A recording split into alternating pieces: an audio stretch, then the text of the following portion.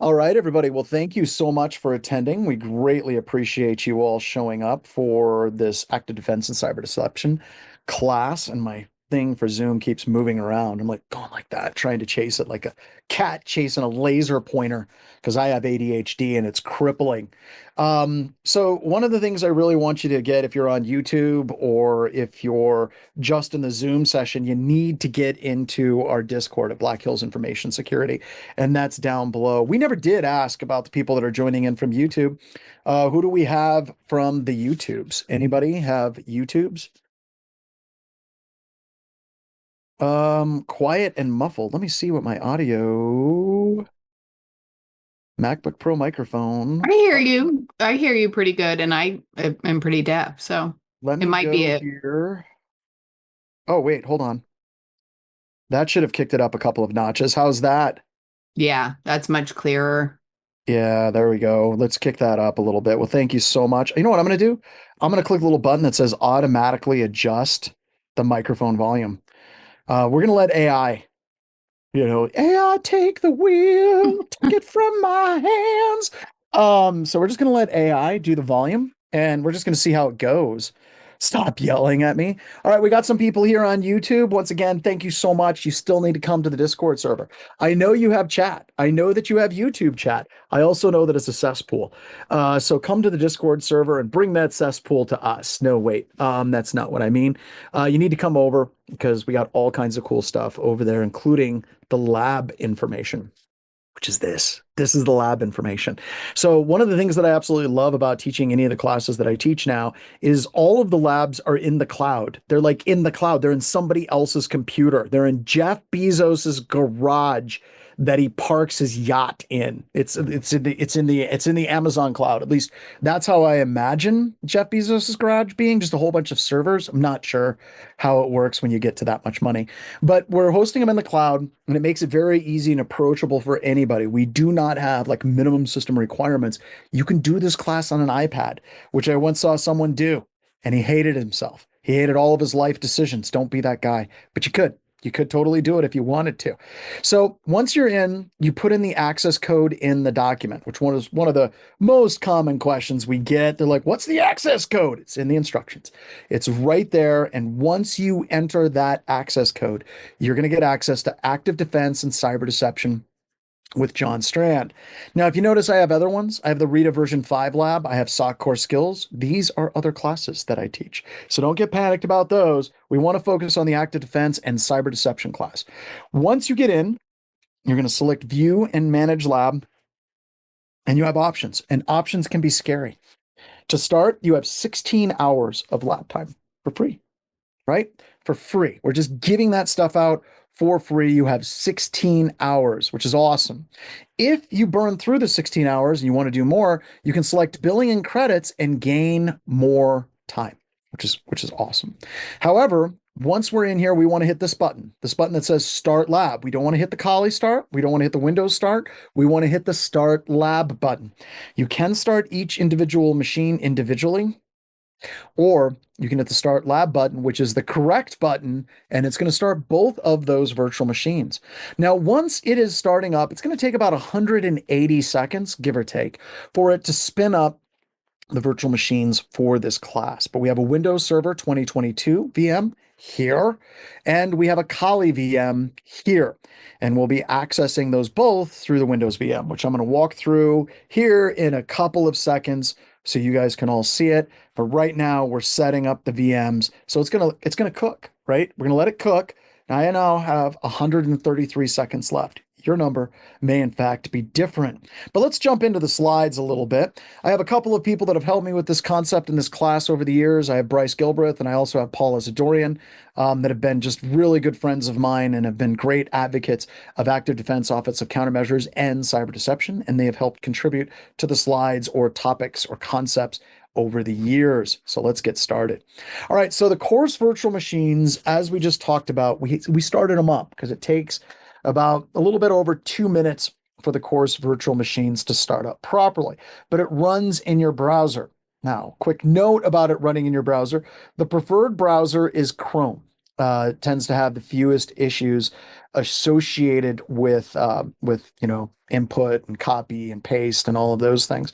Now, whenever you start and connect to the virtual machines, it's going to say, "Hey, do you want to allow copy and paste? You want to allow as much as you can, right? If you're doing that and you're like, I don't want it to get access to copy and paste, life's going to be a little hard for you because we do copy and paste because it's IT, right? Once again, like the old days of Stack Overflow, where you try to write something in code before AI and you just go copy and paste it. By the way, a moment of silence for Stack Overflow. All right. So, or Stack Overflow, as we like to say, the feed engine for all AI models that code out there to get in. By the way, Tank, you don't have to worry, man. Right here, I haven't even logged in. I haven't even showed you how to log in yet, Tank. But we have that document. It's over in the resources. So check it out. You go over to the left, if you go into Discord, and you can see the resources, active defense, and cyber deception. And in there is a document that has all the instructions. I got my Discord over here. What I'm going to do is I'll just jump over to Discord. Oh, wrong one. Let's go to this one like that. Now we're going to do Discord, which has my right channel. There we are. All right. So once you're in Discord, you can go right here into resources, active defense, and cyber deception right here. Then you're going to open up this Google Doc right here. This is the lab instructions right here. And it gives you all of the instructions to do active defense and cyber deception right here. So you go create an account, you log in, you click on Cloud Labs here, you put in this code, and bam, you have all the labs. All right. How's that? We got some restream people that are asking questions on YouTube. Let's get the YouTube people the link to the Discord server. Let's get it going. All right. Let's get it going. All right. So I'm going to come back to the virtual machines and we're going to talk about this class. We'll discuss how them actually are set up, but we're going to get you guys going here. Don't worry, we aren't jumping into any labs right away. So you got time to get set up. You got time to get it rolling on that as well. All right. So this course is a little bit different than other courses, right? One, it's pay what you can. And I'll talk more about this on day 4 of the class. But it's Martin Luther King Day, right? And I want to first say Happy Martin Luther King Day, which I think is fantastic. And one of the things that I absolutely loved about Dr. King, especially in a lot of his speeches towards the end, because yes, I actually did read his speeches, is he was talking about the concept of shared poverty, right? He was talking about the concept of shared poverty between poor white people and poor black people, and how all of that kind of comes together, and how we need to come together, we need to work together, and we need to support each other. And this class, especially when we're talking about the pay what you can model, is very much part of that spirit, right? Because if we're looking at getting people associated and into computer security, we have a couple of problems right now. One of those problems is hiring is just gone to hell, like bad, like really bad. But the other problem is there's barriers to entry that exist in computer security, right? And one of the big barriers of entry that exists in computer security is money. And lack of money impacts everybody, right? I don't care what your religion, your sex, your creed, your race, any of those different things, preferences, pineapple on pizza. If you don't have money, you don't have resources, a good chunk of the universe is completely shut off to you. And what we try to do and what we're trying to do in this course is trying to tear that barrier down as much as we possibly can in this world, right? So we invite everyone to come at whatever level that they can come and they can show up and they can take our courses, and at least these introductory level courses that I teach, and making sure that they're applicable and they're available for everyone, because we want to storm the gates. We want to burn bridges down that are no longer required. And we really want to make sure that anybody can gain access to this course. So I know it's kind of weird to be having a class on Martin Luther King Day, but we're trying to kind of stick with that overall theme of bringing people together and reducing the barriers that exist whenever it comes to money all the way across. So one, it's different right there, right? I mean, right off the gate, it's not a class that's like, well, how can I increase my profits to 95% profitability? You know, that's not how we're wired here. And it's really weird when we get into the glass later on, which we'll talk about more here in just a little bit. We've got somebody has raised their hand. I'm getting chat in the in the blah, blah, blah, blah, in the Zoom session. Yeah, we see it, John. We're handling it. Cool. And if you guys can come over to Discord, that would be super awesome for questions and things. Also, we have tech support that can help you out as well. So that's cool. Also, a lot of the labs are not in the slides. They're like in the cloud. So it's not like they're in the computer. How do we get into this thing? They're actually up in the cloud in Jeff Bezos's garage or in the sub basement level -32 of his super yacht, whichever, I don't care. We're just hanging out in Jeff Bezos' space, which I think is cool. But they're all in the cloud. And it also goes to making this class as accessible, not just from a financial perspective of pay what you can, but also you don't have to come in with a computer with you have a computer with 126 gigs of memory to run the class. I mean, do you have any idea how much 126 gigs of memory costs these days? It's like highway robbery, right? Actually somebody priced that out. I don't even know what 126 gigs cost. I think it's well over $1,000 right now. Zach says 1 million. He probably is a little high, but he's not off. He'd still be fine on the prices right. All right, so it's available in the cloud, which means anyone's computer can actually access it and work the class as well, which I think is pretty awesome. Also, I'm going to do full walkthroughs of all the labs, like step by step by step. You guys are going to see how that all works. But now we're going to do a Julia Childs moment. You know what's done? You know what's done? The virtual machines. Let's go check out the virtual machines. All right, so over here, virtual machine should be up and running. I got to clean off all this Zoom stuff. There we go. Oh, look at that. We followed the instructions. We're set up. We're ready to go. I want to get into the lab. How I get into the lab, login instructions and all that, I just click this connect via browser. I click that button and wait for it.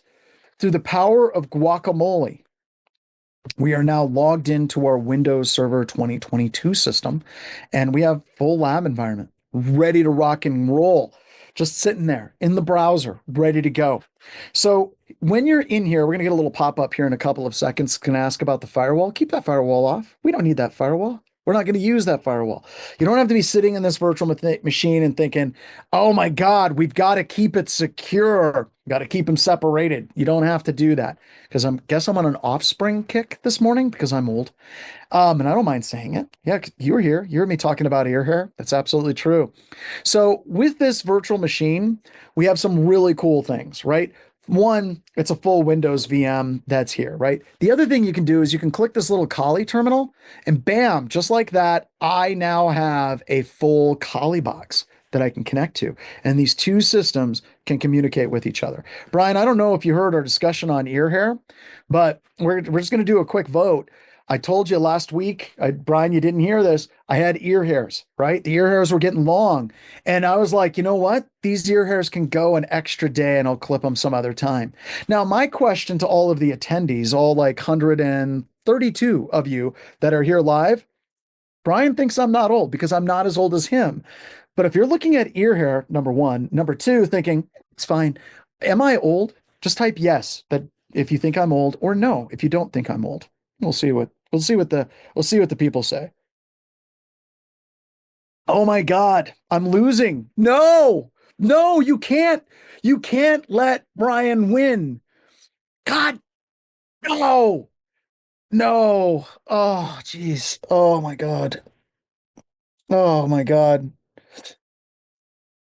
My surfer spirit. No, that's okay. So I guess Brian wins. I guess Brian wins. Like, oh yeah, yeah, just yeah, no.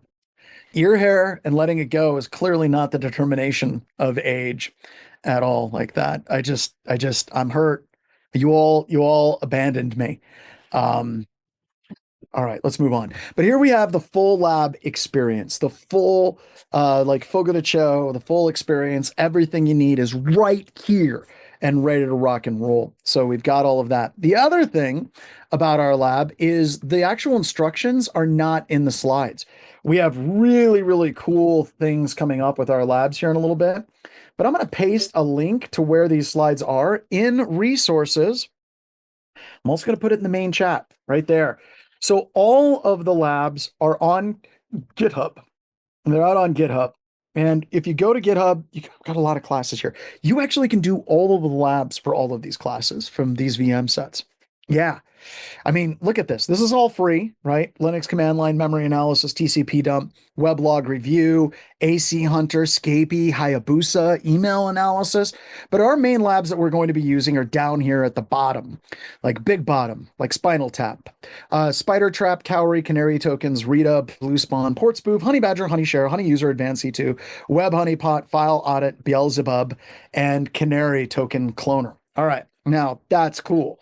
Now, have any of you ever wanted, I'm just going to pick a company at random here. Have any of you ever wanted to take a SANS class and you've wondered deep down, what would it be like to take a SANS class? What would it be like to take a $10,000 security training class? Has that ever really like tickled your fancy? Have you ever been like that? You're just like, I wonder what that's like. Yeah. Well, turns out it looks a lot like this.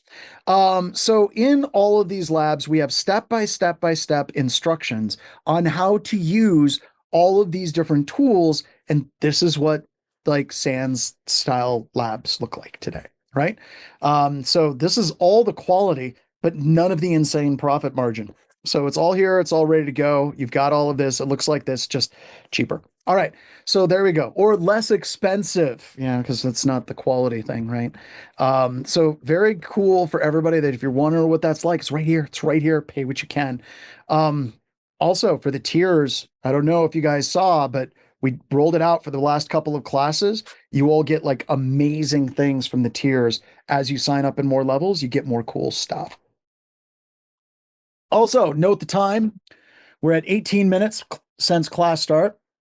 Megan, Brian, Daryl, Zach, I have yet to swear. Not New Year's yet, but resolution. we're waiting for it. I like how Megan, your tone of voice does not inspire confidence at all. And your confidence in my ability. Therapy is working, right? Okay, maybe. Now you're getting a little too close to the bone there. All right. So as we're going through this class, one of the big things that tons and tons of people are concerned about when they're trying to implement cyber deception in their organization is they don't want to take the word of some crazy ear hair talking person online and go to work and say, well, this one dude that I think is mentally off base, he said that cyber deception is like super duper important. You don't want to use me. You don't want to use me because odds are, even if you mention my name, I trained your manager at some point decades ago.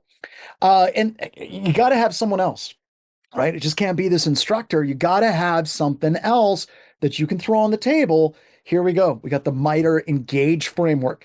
As much as possible, I'm going to try to tie this class into the MITRE Engage framework because as we're implementing these things, we really like to point to organizations like MITRE because it helps give us cover with executives when they're trying to make a decision as to whether or not they're going to support a cyber deception initiative at their organization. If you can point to something like MITRE, well, that's just a gold standard right there, folks. Just right up there with the MITRE attack framework, and they're going to feel good about implementing these things. And the lawyers are going to completely agree with you, and they're not going to lie. Your pets are going to think you're more beautiful or more handsome than you were the day before because now you're taking cyber deception and you're ultimately tying it into a trusted advocacy group online that people already trust. So we call it transitive trust. As we get closer to MITRE, we're getting that type of transitive trust from them. So as much as I possibly can, I'm going to tie this into MITRE so you can see how the concepts that we apply actually do apply to the MITRE framework. Now, because of MITRE creating the amazing framework that they have, I've had to add a couple of things into this class. A lot of people, whenever they think about cyber deception, they think in terms purely of just traps and deception. But the MITRE Engage framework is more than that. It's not just about traps and deception. It is also about actively engaging our adversaries and having to take an active approach and an active role in trying to detect and deal with attackers. So there's some of them in here that are like network monitoring and going through manually hunting for adversaries in your environment. We're absolutely going to have that section in this class.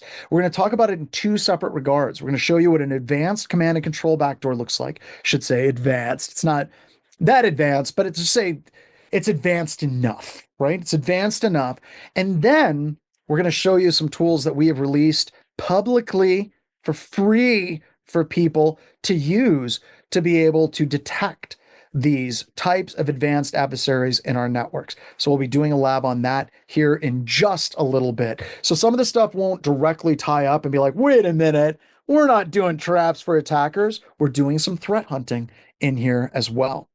So let's get into some definitions and disclaimers before we get too crazy about what's going on. And it's also at this point that I'm starting to realize that my son's walk-in closet where he's staying in college, which is where I'm at. I don't know if you guys are aware. I know it looks like I'm in a fancy studio with a shower curtain behind me, but it's not a fancy studio with a shower curtain behind me. It's actually a walk-in closet with a shower curtain behind me right here. And I'm realizing I know it's winter, but clearly there's no air conditioning and no air in this closet at all. So it's going to get a little toasty in here. I'm going to get all sweaty. It's okay. I'm not having a heart attack because remember, I'm not old. So you don't have to worry about my heart health. My heart health is fine. All right. It's just getting sweaty because it's hot in the closet. All right. So let's get into some definitions and disclaimers. First and foremost, the tactics covered in this class could possibly, maybe get you into trouble. That if you don't do them properly, that is, you want to be able to implement them and run them properly. And that's really what we're going to be focusing on is how you can implement cyber deception in your organization or at home in such a way that doesn't get you in violation of the law. Because breaking laws is not cool. Breaking laws is like the fast way to prison, right? Like Monopoly, go straight to jail. All right, we're trying to avoid that. Now, on the other side, right, it almost feels like we don't have a happy middle ground because you have a bunch of people, especially when you're talking about CISSP and things like that. That's like, oh, you should never hack back. Hacking back is illegal. You shouldn't do it. Don't do it. Don't do it. So what happens is they start clumping everything with cyber deception into the realm of hacking back, which makes me sad because it's not all about hacking back. Hacking back, while fun and enjoyable, is illegal. And we aren't teaching that here. No, no, no. We're teaching how to frustrate the attackers and create more time and effort for them trying to break into your organization to create more detection opportunities for your organization as well. That's what we're after. We aren't trying to hack back. We don't want to be painted with that brush. Years ago, Paula Zadorian and I, we were presenting at RSA. You can find this presentation on YouTube. Once again, don't read the comments in a YouTube video. But Paula Zadorian and I gave a presentation at RSA on cyber deception. And it was a big thing. We had a big room. There was a lot of people. We did a pre-thing. We recorded. We did all of these different things and whatever. And I got a request for an interview from a very nice lady at Wired, right? And she was like, oh, well, we want to interview you on this cyber deception hacking back thing. So we got in a room and we started up the interview. And the interviewer, once again, who was very polite, asked us point blank, are you actively hacking hackers with what you're talking about here? And we said, no, we are not doing that because that's illegal and we don't want to do illegal things. And she stopped the interview. She said, I'm sorry, that's just not interesting to our readers. Our readers want to read up on how people are actively hacking the hackers back right now. And they ended the interview and I was hurt. I don't regret it because, it's a good conversation to have, but you can see how hacking back is super sexy. While that's super sexy without a warrant and authorization, that super sexy thing can get you in prison. And we don't want to do that. Once again, prison, bad. Being a cyber deception hero, good. And there's lots of stuff that we can do. There's a huge trough of stuff that we can do. We're going to try to do that stuff that doesn't run afoul of the law as well.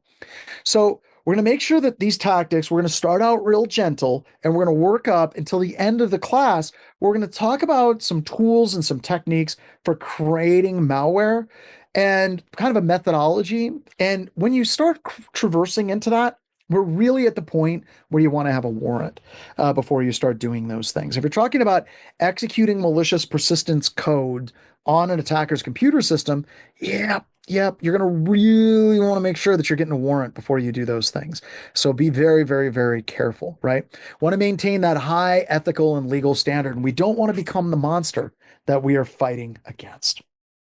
Some additional things kind of set the stage on what this is and how this stuff is different. One, an active defense is an employment of limited offensive actions and counterattacks to deny a contested area position to an enemy. If this reads like it came out of a military doctrine, it did, right? This is actually standard definitions. Once again, it's kind of hard in the world of cyber. Anytime we have any adversarial things, immediately we switch over to military type conversations and phrasing and things like that. That's going to happen. That's kind of natural when we're talking about these types of things. So just be prepared for that, right? It's proactive, anticipatory, and reactionary actions against aggressors. And this last bullet point on that active defense, the last dash, I should say, is the adversaries are already inside your gates. And that's something that a lot of people just do not understand. There's always these vulnerabilities that exist, and there's these different things that exist in our environment that create massive vulnerabilities and possible pathways coming in. And we talk about network threat hunting, especially when we look at supply chain style attacks. The stuff we talk about in Rita and AC Hunter are going to be exceedingly important for you to be able to understand why it's important that we're doing proactive threat hunting in the environment. And the reason why all this is so critical is because we're trying to strike a difference between active defense and passive defense.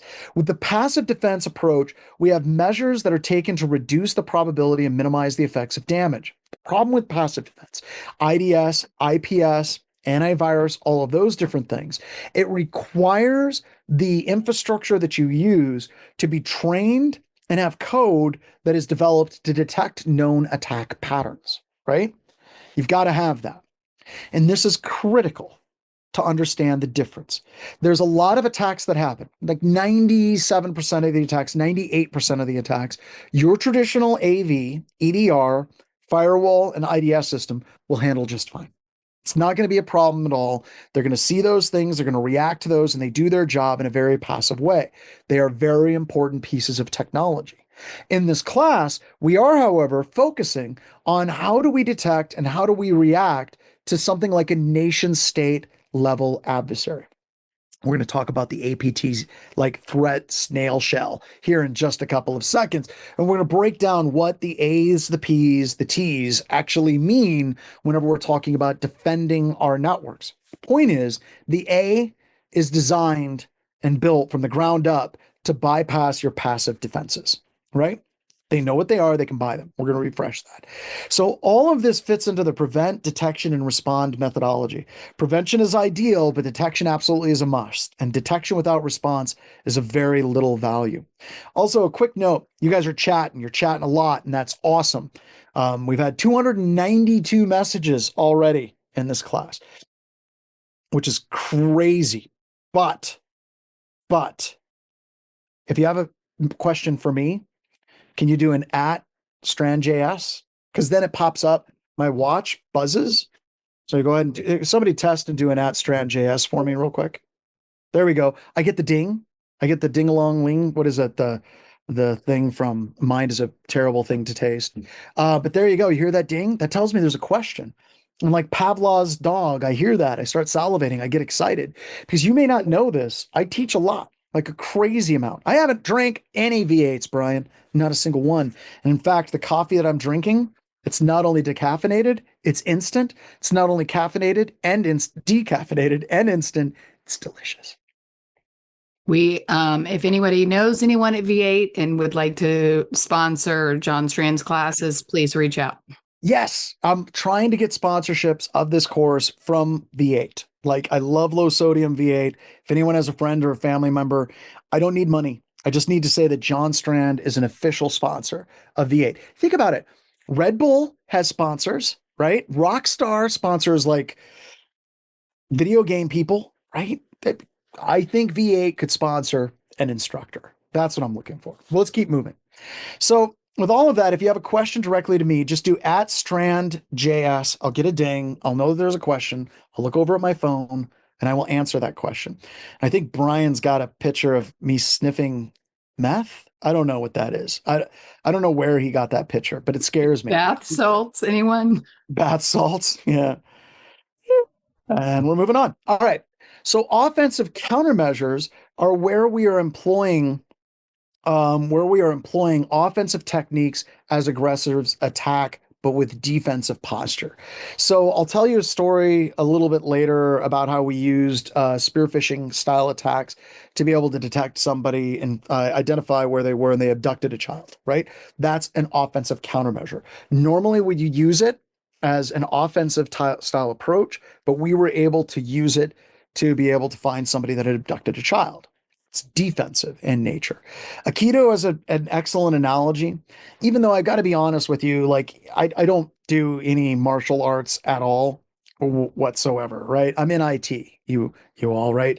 Like doing Brazilian jiu-jitsu or any of those things would just hurt me a lot. I don't do that at all. What is the quote? I don't know karate, but I know crazy, right? Actually, I don't even know crazy. I work in IT, right? I just curl up into a ball and hope they don't hit the important organs deep inside my balled up body, right? So Aikido is an excellent analogy of that. Aikido is very much trying to use someone's inertia against them, focusing on redirecting and blocking opponents' attacks while taking considerable care not to harm them in the process, right? They respond, they do not initiate. And this gets into when we're talking about this a little bit later, where we talk about poison and venom. What we're selling in this class is poison. We're trying to create something an attacker has to actively engage with in our environment in order for us to have it trigger on their system. Basically, they're doing something to themselves. Like, stop punching yourself in the face. Stop punching yourself in the face. That's what we're talking about here, right? We're trying to look at that poison and not venom and always ensure that we are on solid legal fighting footing in this class as well. Also, the whole Aikido thing, I don't know. I watched a video on YouTube and now all of a sudden I get all these McDojo lifestyle videos where it shows MMA people fighting people that know other martial arts and it's just brutal. And it's shaking like my childhood to its core, right? Because I grew up with Daniel and Karate Kid, I'll be the man who will fight for your honor. Gonna be the hero. It's awesome. Karate Kid too. It's a great movie. But, looking at it now, apparently all that crap that we were sold on from Mr. Miyagi was a lie. And it turns out that all of it just collapses when someone punches you in the face. All right. So what is cyber deception? With cyber deception, it's a deliberate and calculated process of deceiving attackers. So I have this formula, right? And this formula is detection time plus reaction time must be less than the amount of time it takes for an attacker to try to break into your network. It's a simple formula for computer security. It's easy. Kind of looks like math, and I guess it is, sort of, right? But detection time, reaction time must be less than the amount of time it takes for an attacker to break in. The issue with almost all the defensive technologies that you have today, they're all about reducing detection time and reaction time. And there's value in that.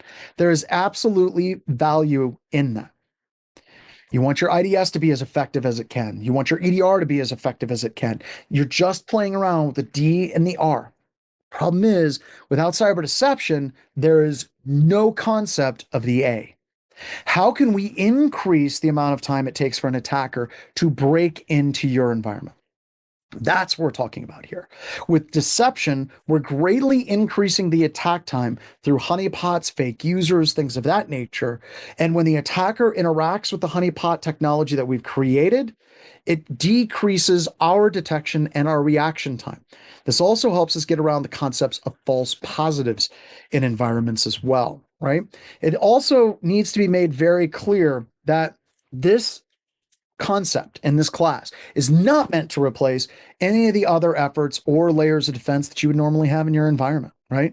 We're not talking about something you just come in and you drop in cyber deception and you replace everything else. Like, you know what we don't need? Antivirus. Let's just get rid of firewalls. Let those attackers come straight in. It's okay. We got some honeypots for them. That would be a bad idea. This is meant to complement and feed the other layers in your environment as well. Also, militaries have been employing cyber deception strategies since the beginning of time. You know, Sun Tzu was talking about all warfare is deception. I think I actually have that as a quote coming up here in a little bit. Did I get rid of the Sun Tzu thing? Maybe I did, right? But Sun Tzu talked about it long time ago, right? We also saw it in World War II. World War II, they had a full deception campaign to make the Germans think that we were landing someplace else completely different. They literally had trucks with monster speakers, killer sound system, bruh, driving around the German countryside in World War II with the noise of like tanks and troops moving through valleys, because the people in those valleys would call up the Germans and be like, oh, the Allies are over here. And they were kind of fooling with them, right? That's normal, right? That was just absolutely something that was done. And we should be implementing that here is as well. All right. Here is the APT. All right. It's the APT, John Strand curled up in a ball getting beat to hell, right? We're kind of, what was it? Jerry in Rick and Morty, he developed ability to turn himself into like a pill bug, which I thought was kind of funny. But if we're talking about APT, you look at the different types of stages that APT goes through, and we're breaking out like where an attacker can actually be caught up in a deception technology trap in an environment at different stages. All right. But getting a little bit more into it, a little bit further, let's talk about what APT actually stands for, right? Because I think it's a fundamentally different approach than your standard adversary. And it's kind of sad because now when organizations get hacked, they always like to say, well, we were attacked by APT. We were attacked by Kung Fu Panda Shadow Kitten, right?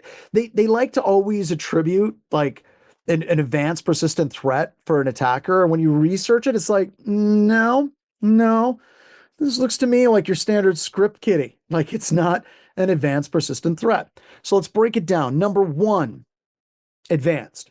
Advanced is easy. Advanced means one simple thing. It means the attacker is just as advanced as they need to be to bypass your security technologies. That's it. Advanced doesn't mean that they impress you. Advanced doesn't mean that it's impressing people that present at RSA and Black Hat and at DEF CON. It's one of my pet peeves. I have a lot of pet peeves. OSI models on that list. It's huge pet peeve of mine. I'm going to try to avoid that. Maybe to later. Probably, I don't know. I'll be lucky if I make it 5 more minutes without ripping on the OSI model. But at any rate, it's one of my pet peeves is people ripping on advanced persistent threats for saying, this isn't very advanced at all. Look, the attacker's sole purpose in life isn't impressing you. Sorry, it isn't, right? You may think that you're a precious snowflake. Your mom and your dad said that you were awesome and you were wonderful and in what you thought matters, but they lied. Parents lie. That's what they do.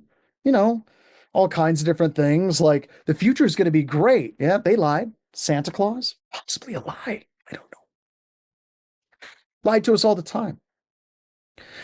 But the problem with the A and the advanced is they're not trying to impress you. They only have to be as advanced as they need to be successful. Let me give you an example. Years ago, in a galaxy far away, a little virus was released on the internet called Stuxnet. Stuxnet was targeting the nuclear reactors and centrifuges, the reactor in Bashir in Iran, and also the uranium enrichment facilities in Bashir. Nanzance and Bashir, the reactor in, I'm getting them wrong, refinement in Nanzance and the reactor in Bashir, getting it all confused, right? And it was some of the most advanced malware we've ever seen. And by the way, I love Doc like a brother. He is a brother in arms with me. We just so happen to disagree on the OSI model. And it just so happens that Doc is wrong on the OSI model. That doesn't mean I love him any less. I still love him, right?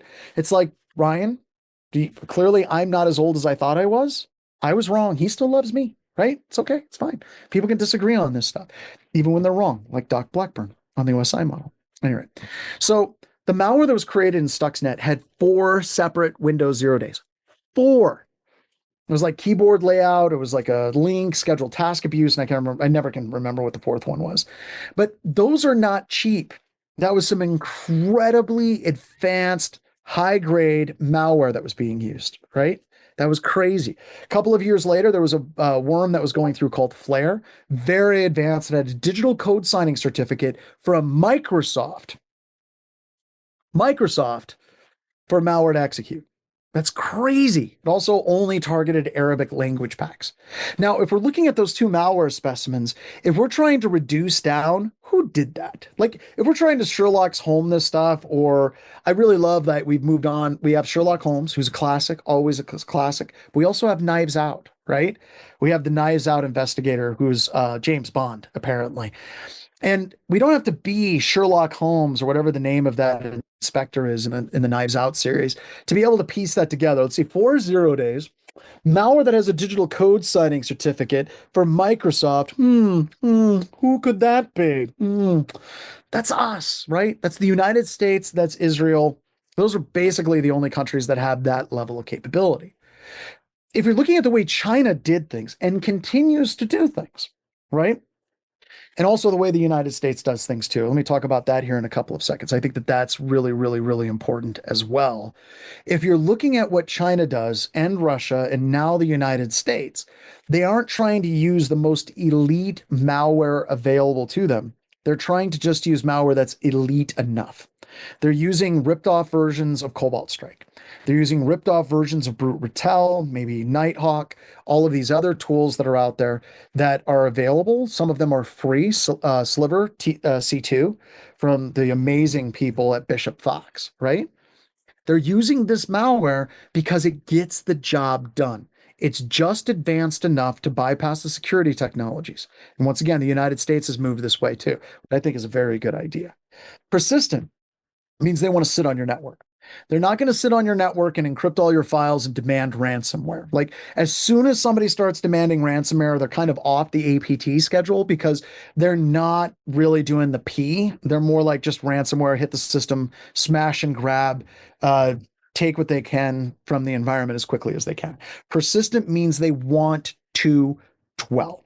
And threat means they intend to cause harm. They intend to cause damage to your organization. All right. So that's the APT. That's what we're focusing on. People that can bypass traditional security technologies and they want to dwell on your network. We're going to create the traps for them. Also, some additional fun ways to look at this that I think is great. You're talking about the equation group. Yeah. Yeah, there you go. Good people at the NSA and what they do. And we had the shadow brokers. If you want to research the NSA's capability and equation group's capability, you can absolutely look at the shadow broker breach, or for the CIA, you can look at the vault breach and you can look at the capabilities. All right, but now let's move away from the CIA and the NSA. Let's move into the Navy and the Air Force, right? John Boyd was a Navy fighter pilot, right? And he was actually an instructor at the Top Gun school, which I was shocked to find out that it's a real thing, not just a beach volleyball club, but it's a real thing. And one of the problems that he ran into is people were always trying to sell new technologies and products to the military. And he wanted to break down kind of a rubric for how we train and then also how we equip warfighters. And he came up with something called an OODA loop or OODA loop, right? So with this, we have observe, orient, decide, and act. And his point was, if you're going to develop training, if you're going to develop a capability, if you're going to develop a product, it needs to support one of these 4 areas: the ability to better observe, the ability to better orient, better decisions and actions. Now, as it should not surprise anybody at all, observation is key. Right? Observation is absolutely key. And I want you to take this concept: observe, orient, decide, and act. And I want you to apply it to cyber. Right? So if we're looking at defenders, we really have limited observations. Maybe we have some threat intel feeds. Maybe Mandiant releases some reports. Maybe we have known bad IP addresses. But a lot of what we're observing is attacks on other people being filtered and presented to us through vendors, which in and of itself isn't necessarily a bad thing as long as it's not the only thing that we are in fact relying on, right? Because if we're just like getting information for, let's say, an ISAC, for FSISAC, for federal or medical ISACs or whoever, if we're getting these threat intel feeds, then everything has been honed down to being like, this is what the attackers are using against your market vertical. And I think that that's kind of stupid, but that's a whole nother conversation we'll get into later. The problem I have with that is, once again, it's data on other breaches that happened at a previous time, right? So our ability to observe is very much limited. And then you couple that with like IDS, IPS, and firewalls, that's our observation. So we don't have a lot of good data coming in on what attacks are happening against our environment right now, because a lot of those traditional IDS, IPS, and firewall technologies have to be trained on previous known attack patterns. So when you hit something like SolarWinds or an attacker coming in through breached credentials, through credential stuffing, well, at that particular point, it's not something that's going to be part of your observation window as far as the things you're going to try to detect. So we try to base our orientation on the observations that we have, but it's limited. And then we make decisions based on those kind of limited observations and those limited orientations, and we take actions, which usually the action is spend more money. That's how it works. Now, if we're looking at an attacker has an amazing capability to observe through a whole bunch of third-party resources, things like Shodan, Census.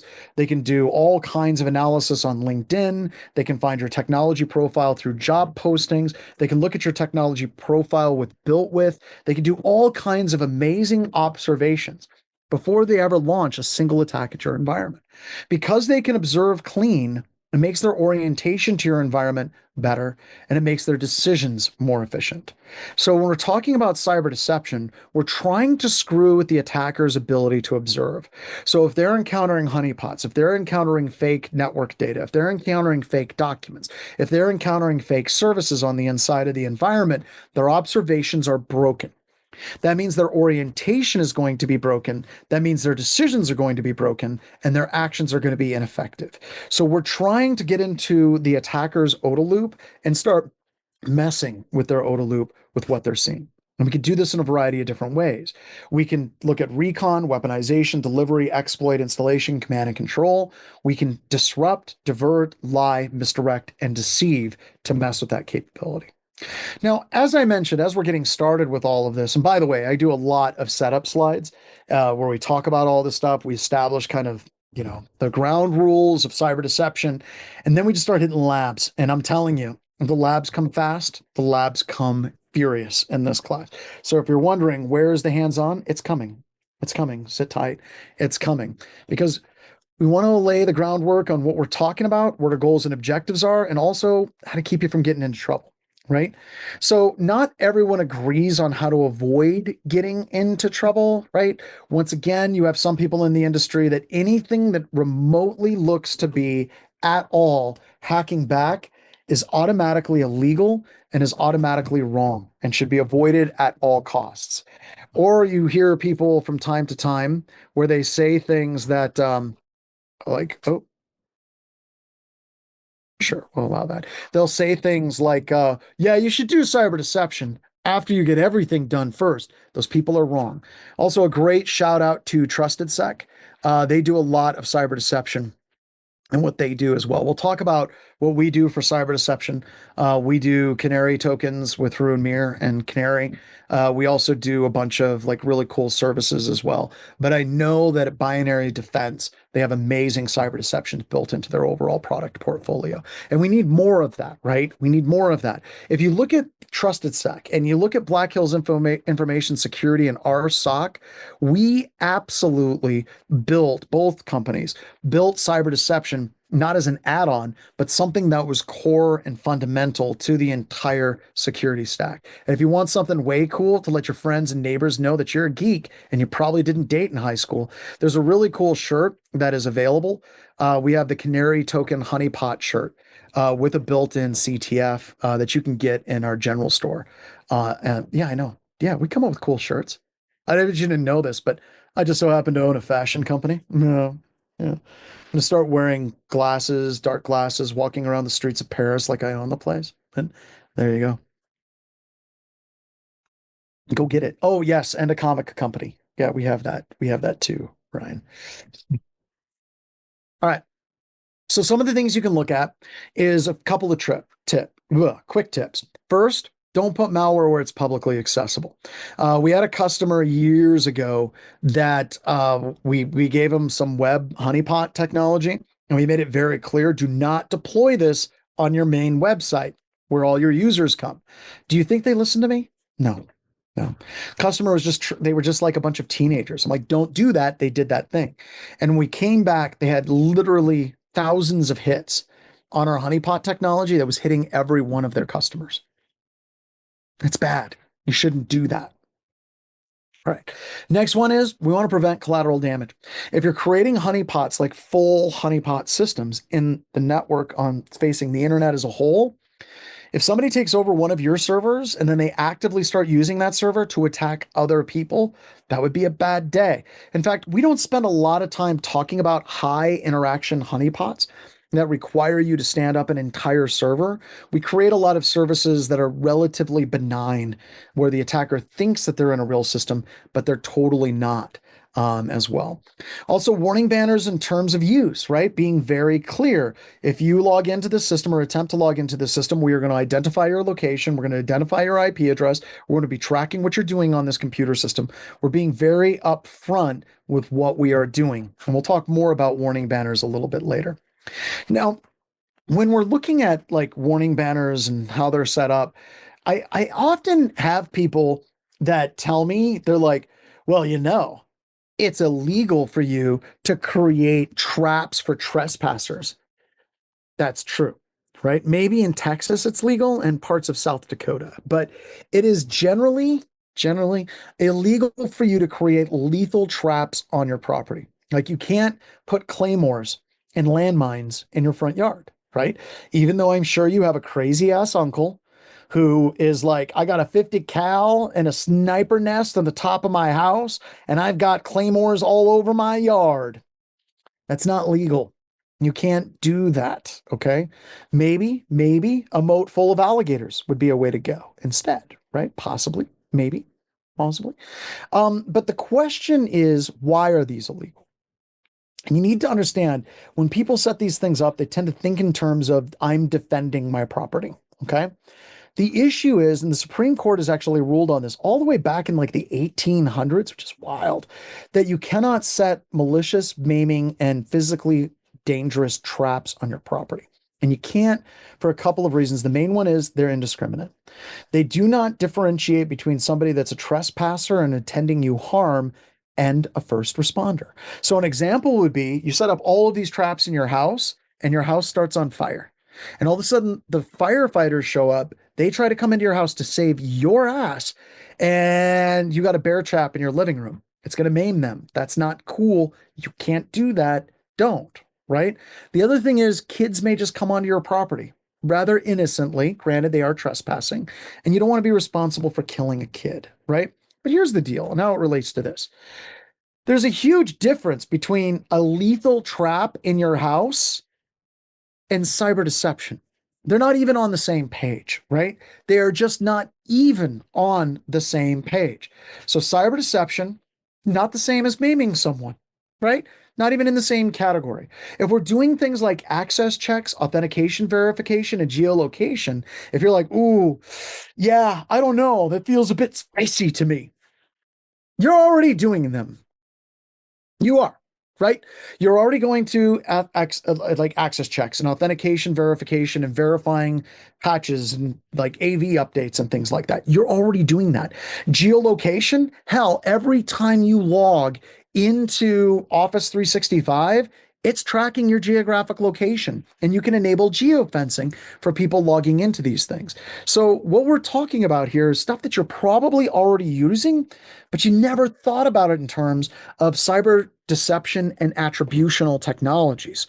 It's just changing your mindset a little bit and using the things you already have to be able to deal with that appropriately. So there you go.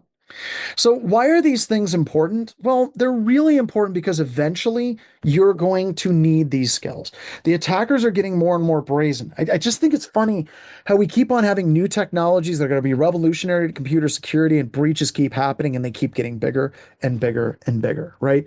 And a lot of that has to do with the fact that there's very little perceived risk on the part of the attackers. And we have rules that we have to play by, and the attackers don't.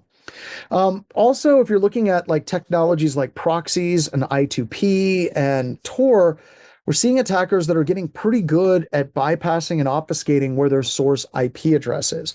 And we're going to deal with identifying locational information and source IP information from an attacker a little bit later on in the class. But you have to be willing and able to start confronting these technologies that attackers are using more and more. All right. So mourning our destiny, leaving our youth and childhood behind. This is old. I keep saying every single class, but I'm lazy and the percentages aren't shifting all that much. There we go. Teapot. Very, very cool. Tool. So we have all of these are how organizations detected that they were attacked. So you have like partner monitoring service, external customer, external fraud detection, external actor disclosure, external everything that's red is external. If you look at everything that's red and you add up all of the percentages, it's 67.5-ish% of all the detects that organizations have that they are compromised come from external sources. This is a problem, right? Because if you're looking at the low numbers, like look at internal antivirus, 5.7, absolutely dwarfed by an internal employee detecting that they were compromised. I want you to think about that just a little bit. Just let that simmer. Because when we think about our internal users, we often think about our internal users as the biggest morons to ever exist. We make jokes about how dumb users are. We're like, oh my God, I went to go help Sally, and she was using her CD tray as a coffee cup holder because she seriously thought it was a coffee cup holder. Idiot. Or, how do I rotate a PDF? How do I do that? How does that happen? We make fun of our users all the time in IT. The IT crowd, I think, is my favorite. Have you tried forcing an unexpected reboot, right? When you look at all of this, those internal users, the people that we crap on, they detect more attacks than our antivirus and endpoint products. Let that sink in. That stings. And it should sting. It should hurt, right? Internal IT review, fraud detection, log review, log analysis, right? 1.3%. You have all of these things, and what we think is working in computer security isn't working as well as we think it is.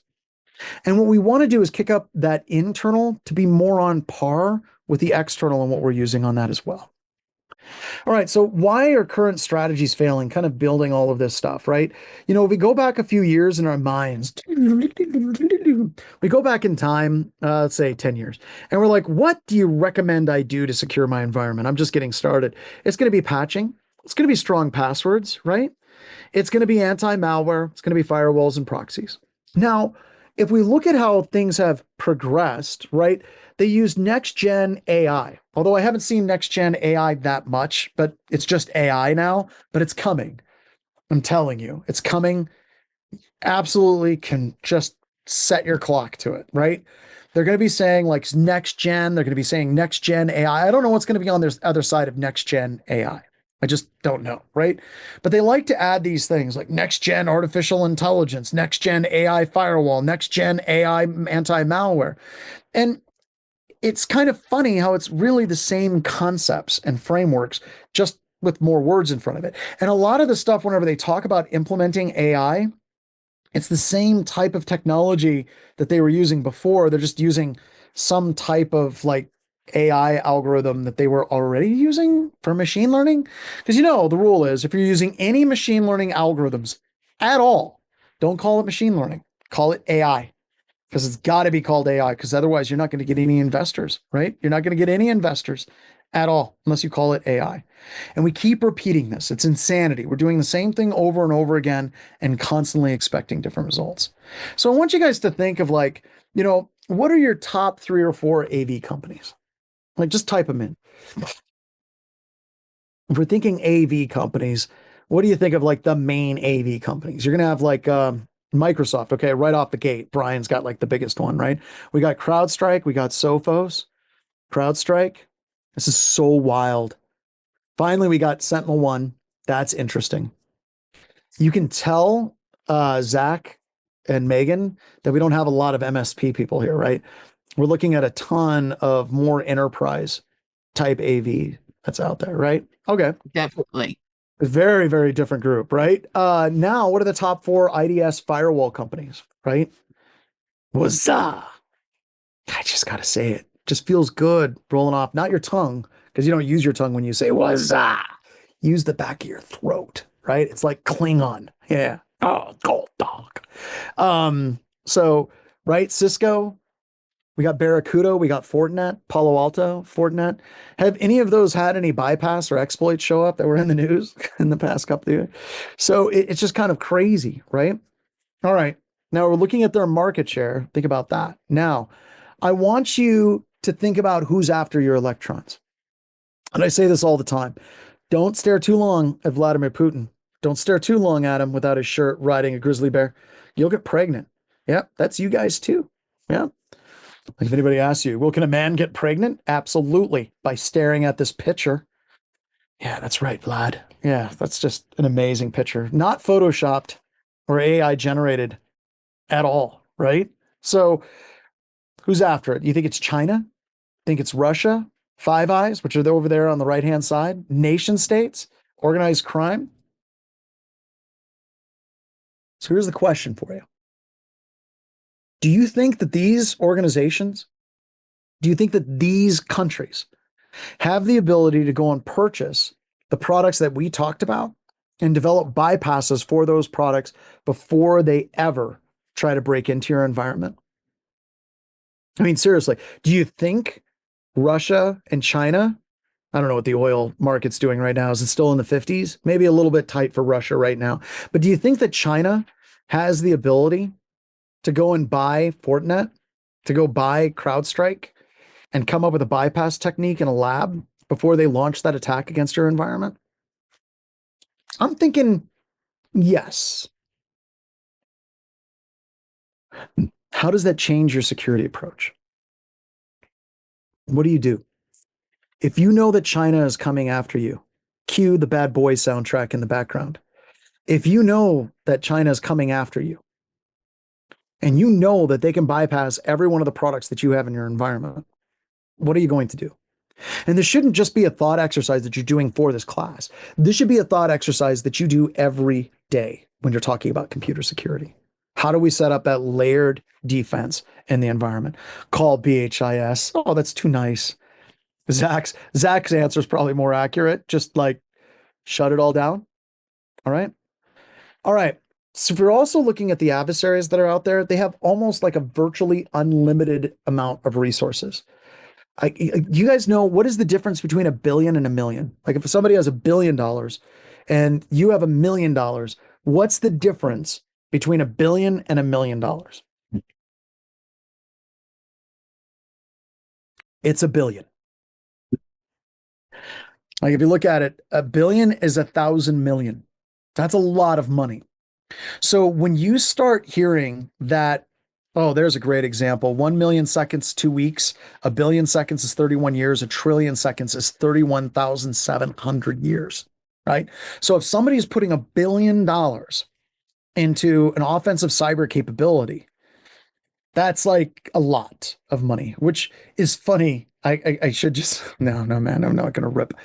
I should. Okay, I'm gonna rip a little bit on like the United States and Department of Defense and stuff like that. Like the amount of money the United States throws at some of these technologies that do nothing and isn't effective at all is flipping crazy. Like it's like you guys ever see the movie Brewster's Millions? There's two versions. There's the black and white version, there's the one with Eddie Murphy. If you watch it, watch the Eddie Murphy version. It's amazing. But like Brewster's Millions, like watching that movie now and how he's trying to spend the money is how I feel sometimes when I'm working with some government agencies in the Department of Defense. They're like, are you trying to burn $1 billion like as fast as you possibly can? Because it seems like it. It's Richard Pryor. Sorry, Richard Pryor. Eddie Murphy was trading spaces. Is that right? Did I get that right? Um, the one with the dude from Blues Brothers. Yes, he was Yeah. trading Okay. spaces. Yeah, completely different movies. Both great movies. You should watch them because they're amazing. Good ones out there. All right. So you have these sometimes direct access to electrons.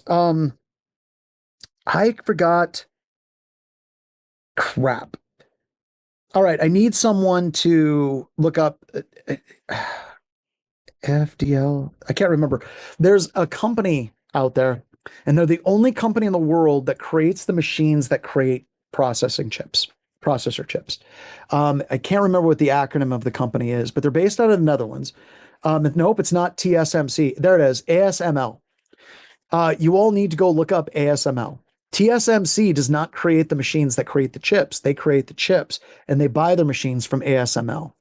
Yep, Extreme UV. That's what they sell. It's insane. They're like the most powerful tech company on the planet. Their machines are about $500 million each, but you need to look it up. They're crazy, right? But when we're looking at TSMC, if we're looking at China, you're looking at all of these different things. It's really, really simple for backdoors to get put into the technologies, right? Yeah, ASML is like a bunch of light wizards in Scandinavia. They're crazy, but you have to look up this company, right? But a lot of our technology is made in Taiwan, Taiwan Semiconductor, and we have a bunch of those chips then go to China and then they get built into other things. It's absolutely insane what's going on, and that supply chain concept is something that should be terrifying to everybody, right? It absolutely should be terrifying to absolutely everyone, right? Never ending exploits and backdoors, elaborate anonymization and command and control, a mute diplomatic immunity, right? Plausible deniability, laws for their subjects, but not for them. You don't see that, right? You don't see that at all. And then highly motivated and conditioned, right? If you think about what China does, China has thousands of people doing cyber offensive operations every single day. And they go to a boring ass office and a boring ass cube farm and they badge in through a boring ass store and have really crappy coffee, just like you do, except it's their job. They aren't hiding in bunkers. They aren't hiding in closets with weird Christmas lights. They're literally going to a boring job, just like the people at the NSA do. It's like the Looney Tunes cartoon with the sheepdog and I think it's the coyote or the wolf, where they're constantly beating each other up and like they were friends outside of work, but they check in and they go out. It's kind of crazy, right? So they do that. Excuse me, I grind my oak. Are you a coffee grinder at work? Because I don't know, Cybom, if that's cool or a bit too much. Because let's be honest, grinding your own beans, superior tasting coffee, really good coffee. But doing it at work, I don't know. Just don't know. Yeah, we'll see. All right. So if you're looking at a lot of the firms that I consider to be really good friends of mine, Secure Ideas, Trusted Sec, Layered Security, Black Hills Information Security, um, uh, I would put in Tim Medine and Red Siege in here as well. We bypass security products all the time. That's just what we do, right? These companies can bypass security products relatively easily, and we do not have billion-dollar budgets to do it. So I would say that nation states are at least as capable as the firms on this slide, right?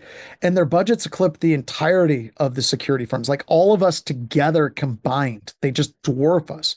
So I think that you can say that a lot of nation states have the capability of running around a tremendous amount of defenses. We're going to skip over this slide because I already asked the questions. This is what I do when we do live classes. So let's go on. All right. So one of the key things, and by the way, if you're wondering when we're taking a break, we have a lab and a break coming up here in just a little bit. So sit tight We've got it coming up here in just a little bit. All right. So you should expect that you're going to have an attacker coming at your environment at these skills, right?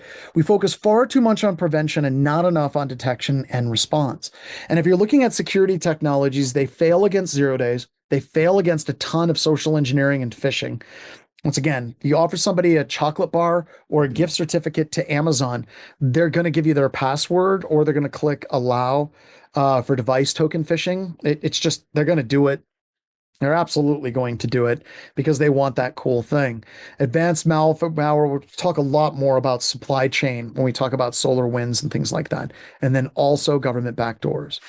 So one of the things that we want to focus on, and actually, I tell you what, why don't we take a quick 10-minute break? How does that sound for everybody? Should we do a quick potty break? I think we need to kick up some no bandwidth. Are we ready to kick out some jams? Hit the restroom? Let's do it. All right, so 10 minutes. We'll be right back. All right, we are back. Here we go. I'm trying to get stuff set up correctly. All right, so let's talk about a little bit of an active defense thing. It's not an active defense thing, at least insofar as people think of it, right?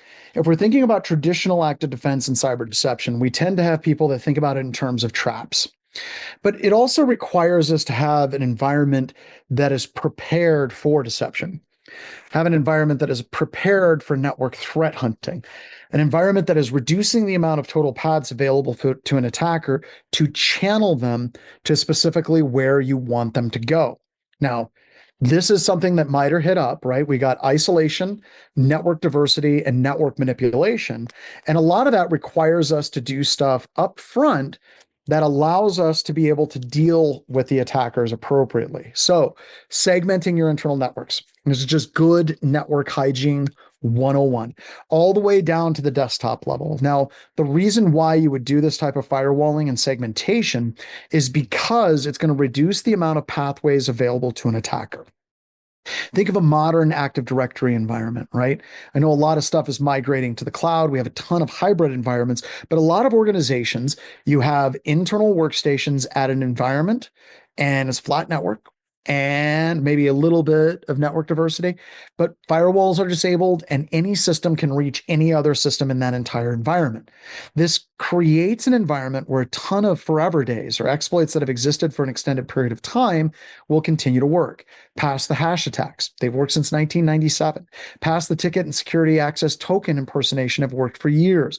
Make the assumption that you're going to be compromised because you will be, right?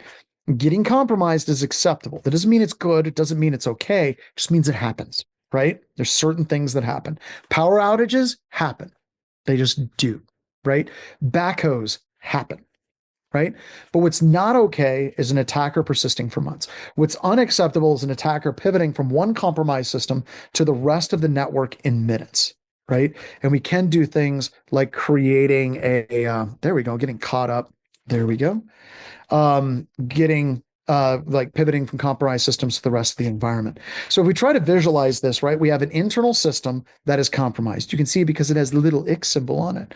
And then an attacker can utilize a wide variety of different protocols, PS exec, pass the token, our desktop, and pass the hash to move laterally and compromise all of the other systems. Now, right here on the slide, there's all kinds of opportunities that exist for cyber deception.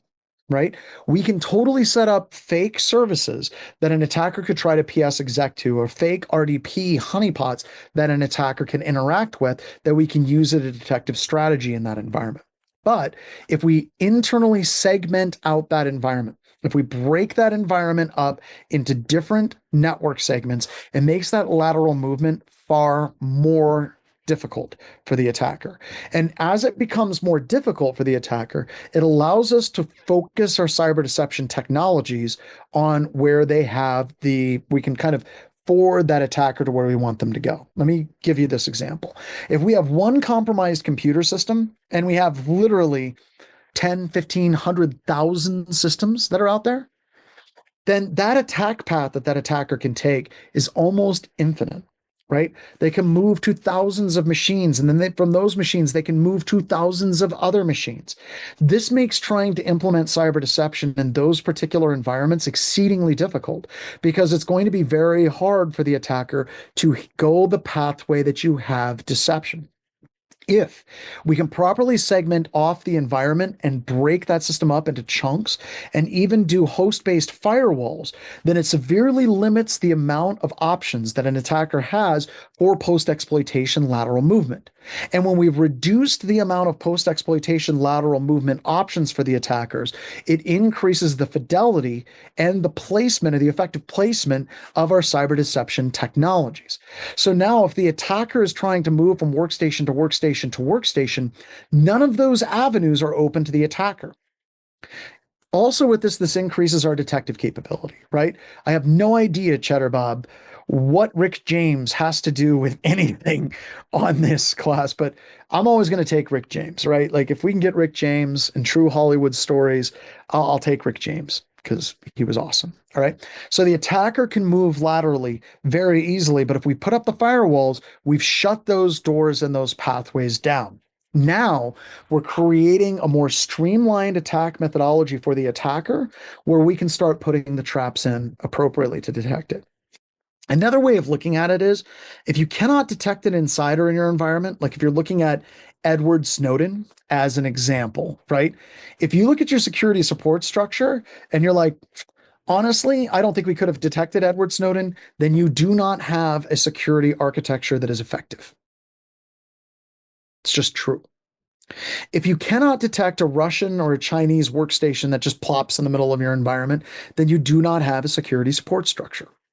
You just don't. And the reason why is if we look at computer security as it exists today, every single user account in your environment can be taken over like the Matrix and used like a puppet. Or if we're going to move away from the Matrix, I suppose we got to find more up-to-date references. What would be more up-to-date than the Matrix? We could do Invasion of the Body Snatchers and go old school, right? Like, or more recent would be Pluribus. E Pluribus Unum. If you haven't seen that show, it's absolutely amazing. It's fantastic. But yeah, these people get taken over, right?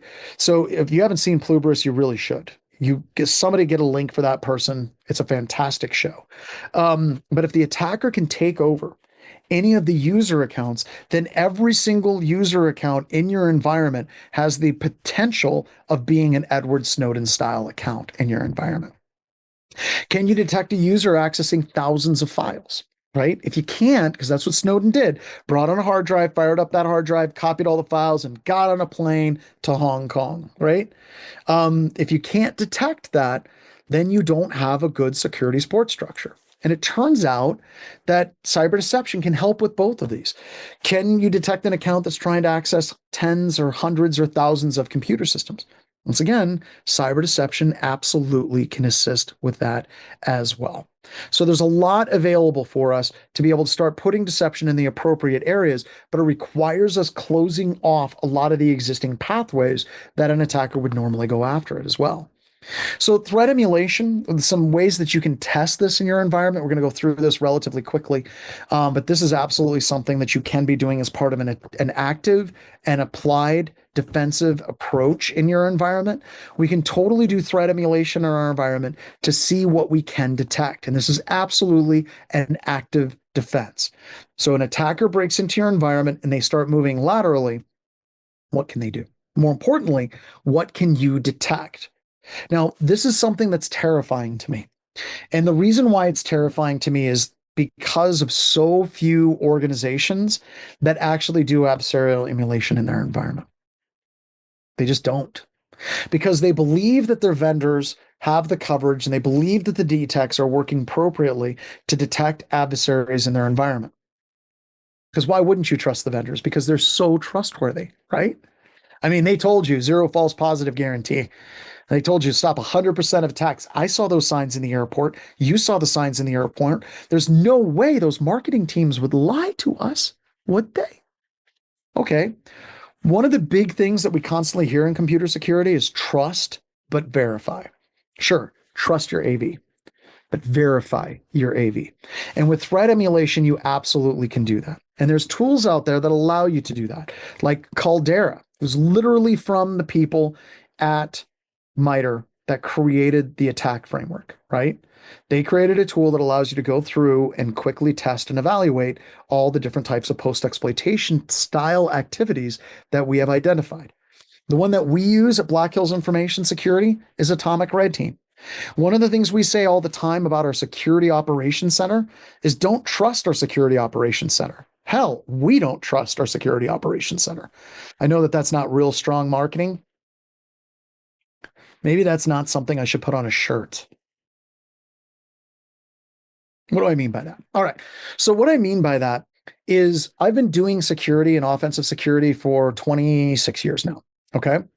And in those 26 years, we have seen countless numbers of organizations that thought that they had computer security products that would have detected the attacks that we threw at them.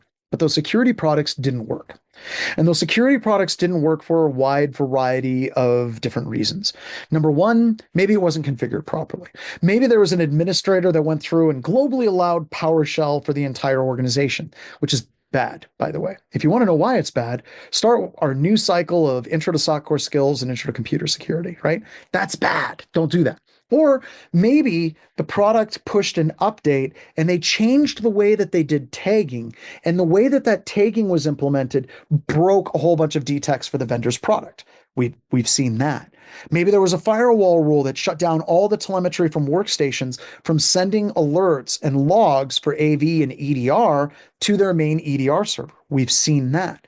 Maybe they're using WEC-WEFs. Don't ever use WEC-WEFs at all. And by the way, I do like Horizon 3 AI. Pretty cool. Pantera, good friends with people at Scythe. We use Atomic Red Team because we can write our own detects. Horizon 3 AI, one little thing with Horizon 3 AI is they're constantly like, automate the pen test. And that kind of pisses me off, because if you use automation for your pen test, it's not like, if that's all it is, just automation, it's not a pen test. You have to have a human in the loop. And they do have that service, but that's a whole another series of conversations and gripes that I can talk about. Don't care what the product is that you use, you should be doing adversarial emulation to constantly test and evaluate that your detective controls are working properly. And that is something that is at the core of what we do at Black Hills Information Security. We use Lima Charlie, and Lima Charlie has built-in Atomic Red Team capabilities for custom atomics, where we can test and identify that our detects are working the way that they should, and getting an alert very quickly if they're not working on that as well. If you're using CrowdStrike, check out CrowdStrike integration with Prelude Operator. Prelude is another adversarial emulation platform that you can use as well. So the other cool thing about Atomic Red Team is they're relatively easy to write signatures for, super easy to write signatures for, and then they have very good descriptions of what they are actually testing for as well. Also, if you're trying to write signatures for your different detects, we recommend running Sigma, where you can write your alerts in Sigma and your detects in Sigma, and then you can quickly and easily convert those into Splunk, into ArcSight, into Lima Charlie, and so on on that as well. H3 and Atomic Red Team are two different things. Atomic Red Team is more for granular atomic testing. Horizon 3 AI is more, this is a baseline that should be able to get past once I can't hack you. You need humans to find the rest. And I think that that's fine, but you can totally use Horizon 3 AI to do continuous adversarial emulation in your environment as well. I agree with your breakdown, but you absolutely could use Horizon 3 for that. So very, very good. And then some people got some links for Prelude and CrowdStrike on that as well. So there you go. All right. And yes, there are absolutely vulnerabilities that Horizon 3 AI would not find, that a pen tester would find. They're just it has to do with marketing. Like, I like the people at Horizon 3 AI a lot. I've met them at a number of different conferences. I've got demonstrations of the platform, but every once in a while, man, they just get too close to the line of fully automating expensive pen tests and making it cheap. And yeah, no, that's not like they can totally automate a really crappy pen test. Absolutely. Like, if you look at pen testing as just running a scanner, finding vulnerabilities and only exploiting the vulnerabilities that you can identify, sure. You absolutely can automate that all day long. But that's a really crappy pen test. So, do you guys want an example of like what a good pen test should do? Here, let me show you.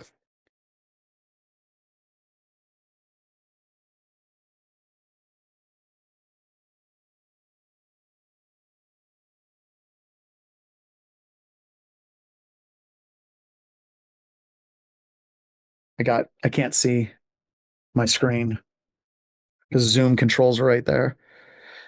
Uh, Here we go. Let me show you what this looks like. So this is what a good pen test does, right? So I can share this link with you all. Let me throw it in Discord. All right, so we were testing an organization that had a custom product, like a COTS product. And in it, one of my testers was able to extract this weird hash challenge, and they wanted to know if we could reverse engineer this hash.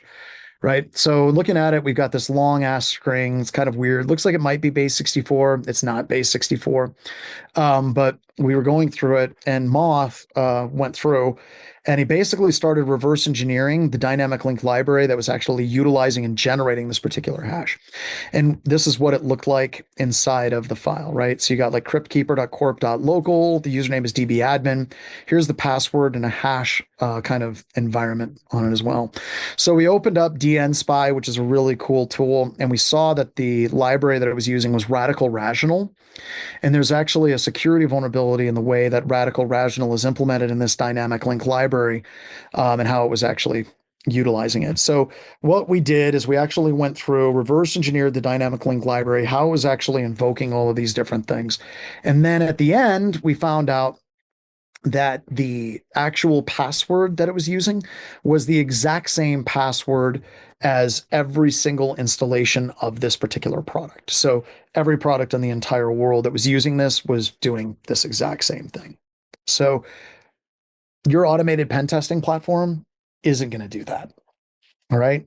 The other thing is we just discovered a new bypass technique for password spraying against a large cloud vendor, whoever that may be, where we can password spray all day long and logs aren't generated from it. Right. We got endpoint bypass techniques that we have come up with that, this is just what a pen testing firm does. Okay. And with these automated platforms, what we're trying to do and what we should be doing is looking at the Pareto principle, right? Taking that 80% off the table. And these platforms are valuable, incredibly valuable. I would say essential. Horizon 3 AI, Pantera, using Atomic Red Team are absolutely essential for security support structure because the amount of vulnerabilities post exploitation that you have to deal with is just bone crushing. So if we can use these automated pen test platforms, we should call them pen testing enabling platforms or augmentation platforms to take that 80% off the table so the attack or the tester can focus on the hard 20%. I'm on board. I'm absolutely on board for that. As well. So that's what we're trying to focus on, right? How do we do that? And there's other tools, right? Like, using Bloodhound, which by the way is something I think Horizon 3 AI does run under the hood. It'll run like cracked map exec, it'll run Bloodhound, it'll run all kinds of different tools, which I think is pretty fantastic, right? But moving laterally and finding those exploitation paths to do privilege escalation up to the point where we can get full domain administrator. So one of the traps that you run into in these particular tools is trying to write the signatures too specific to the tool, right? We want to make sure it's more generalized for the detect. So if we go back to this one right here, if somebody wrote a signature for this command to regserve32 /s/u/i and this path, then that would never fire for anything other than Atomic Red Team, right? We will talk about Plumhound in a little bit. Fantastic little tool that we wrote at BHIS. So with this particular path, if we wrote our signature for just that path, our signature would never fire. Instead, writing the signature in a more generalized way of like regserve32 is utilizing these switches and invoking script object.dll would be a much better signature for our detects on that as well. And yes, we have XM Cyber, Attack IQ, we have Scythe, we have Horizon 3 AI, we have Pantera, we have all of these different companies. We should be doing this stuff as much as we possibly can on it as well. And ultimately, what we're trying to do is get caught, right? That's what we want here, right? We want to be caught so we can get a good identification and a gap analysis of what is actually working in our defensive approach and what is not working in our defense approach for everything that we're working with in our environment. Just another way of showing it. So really, we're trying to move away from can we be hacked, and we're instead trying to move into what can we actually detect. And all of this is going to feed us into our first lab. First lab of the day. It's the lab of the day. We're going to be using the Atomic Red Team, Metasploit, and Blue Spawn lab. Because once again, we're looking at this from the perspective of an active engaged defense, not trusting a passive technology, but testing where that technology is effective and where it is not effective. Now we're using Blue Spawn, and we're simply using Blue Spawn because it is simply a great stand-in for an EDR. It is not a full commercial EDR. You should not use it as a full commercial EDR. It is an academic tool that is great for things in labs like this. So with Atomic Red Team and Blue Spawn, we're going to be using Blue Spawn as a stand-in because I don't have any EDRs that we can stand up an entire EDR infrastructure on your local system as cleanly and efficiently as Blue Spawn. So the first thing we're going to do is we're going to set MP preference, disable real-time monitoring. Once again, the goal is not bypassing AV, right? Then we're going to CD into the intro labs directory, and then we're going to run Blue Spawn client, and we're going to run it in monitor mode. Hold on a second. I'm going to go ahead and edit this really quick. Just give me a moment. Do.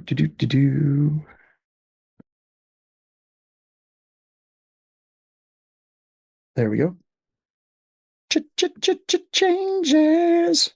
Going through a David Bowie phase.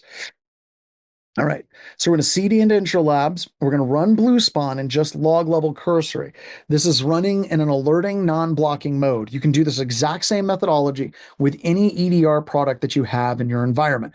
Whether it's CrowdStrike or SentinelOne, you put it in alerting non-blocking mode and it'll tell you what it would have stopped.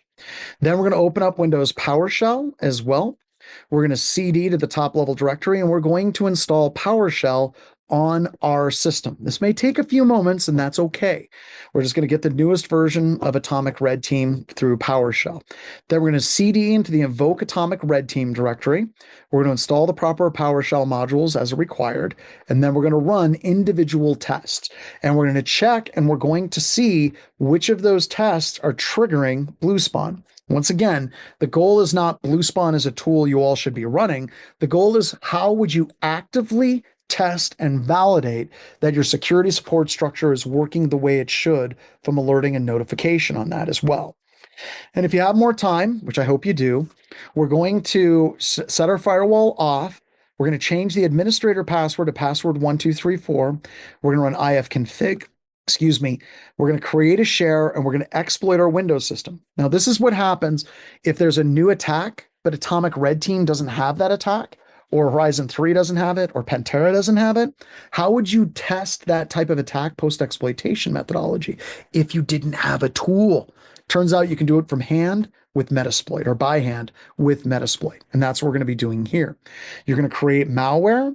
You're going to execute that malware on your Windows computer system. And then we're going to run some additional keystroke logging that we see attackers using. We're going to run some registry persistence techniques, and we're going to test and see what Blue Spawn detects. Now, you're going to find some things that Blue Spawn doesn't detect, and that's okay. The question is, what would you do next in your environment? And this, once again, is absolutely essential. Environments should absolutely be using adversarial emulation in their environment to not trust their security products that they work all the time in every single situation. And with that, let's go ahead and set the clock, everybody. We'll set this to, let's give us a good half an hour. We will resume at 15 after. So we got a little bit of a potty break, and then we'll resume in 30 minutes. So get rolling, everybody.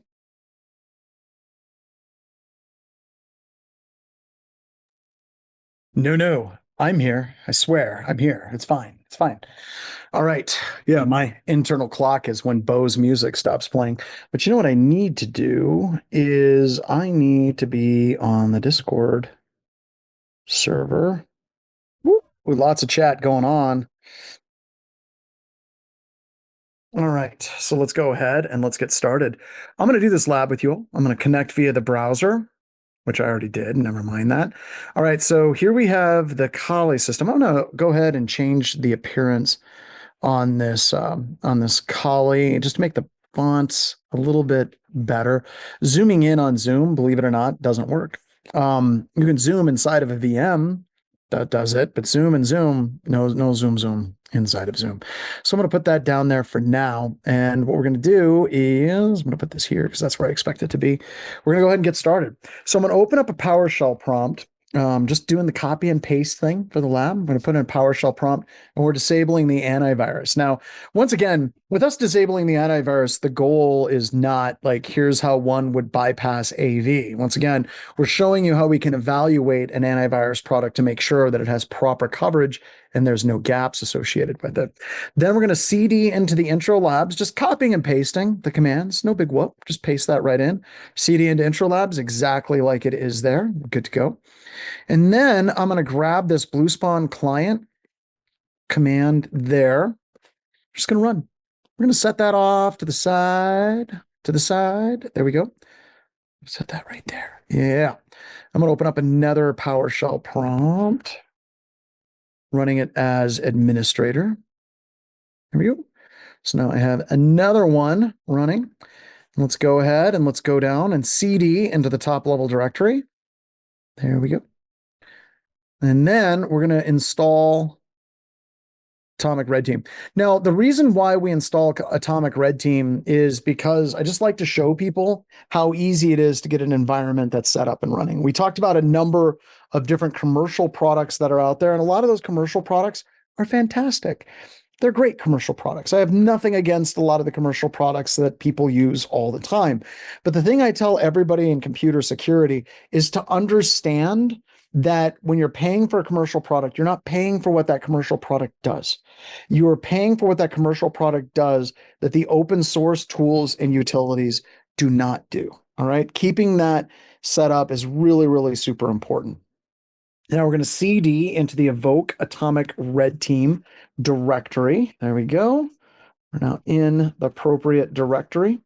We're going to install the PowerShell YAML module, which sometimes doesn't come across. I'm pretty sure it's already installed. And it's going to say, oh, here we go. Go ahead and go yes to all. It says it's already there. Good, that's fine. We're going to import the module invoke atomic red team. That's just loading the atomic red team libraries into PowerShell so it can execute. And then we're going to start with our first technique here. So we'll go through and test these techniques. Now I'm going to run them on the left, and I want you to see if BlueSpawn triggers and does anything when they execute. So there you see win logon helper. And that's exactly what we have here. Win logon shell key persistence. You can see that we had multiple detects for the win logon helper quote unquote attack. So we're feeling relatively confident that we have a detect for win logon helper stuff. So let's run another attack like that.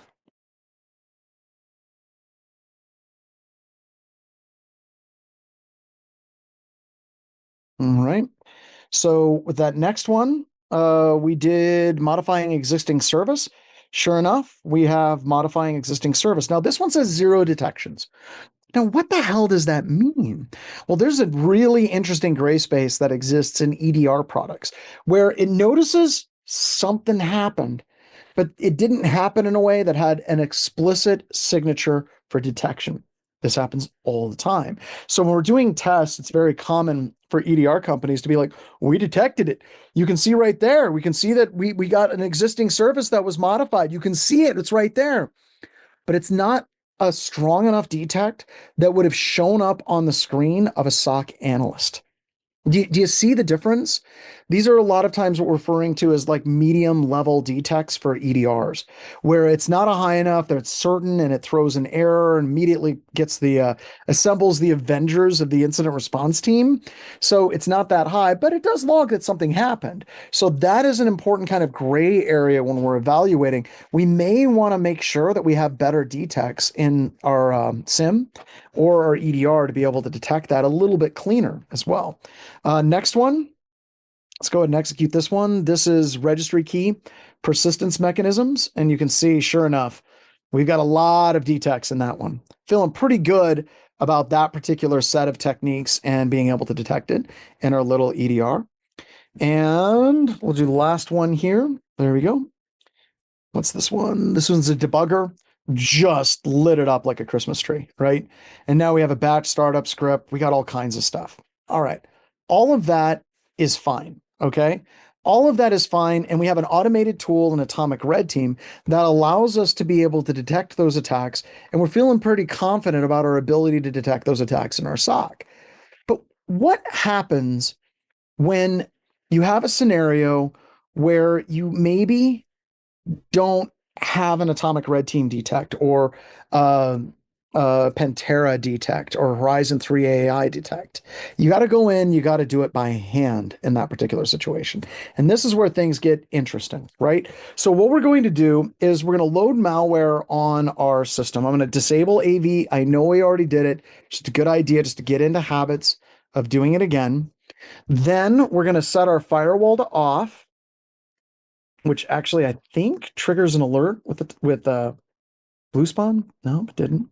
And then we're going to set the administrator password to password 1234. We're just quickly getting some malware on the system to create a testing harness to validate whether or not certain detects are working. I'm going to grab the IP address of my Windows system, and then I'm going to scoochie my little PowerShell system over here a little bit.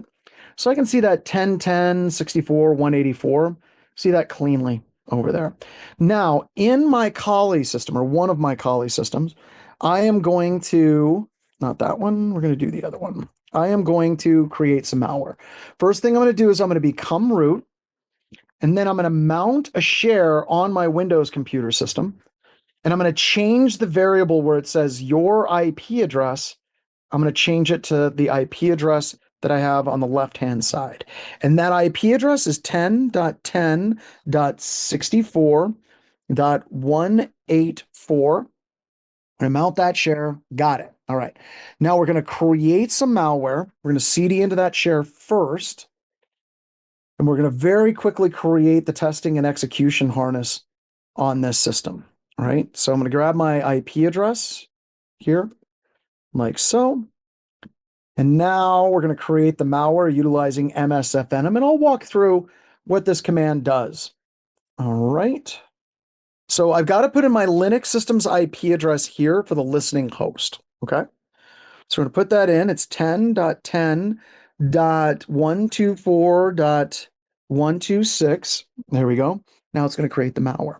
Now what this is doing is it's invoking a program from Metasploit called MSFNM that allows us to convert any of the different payloads in Metasploit and converts it into a standalone executable.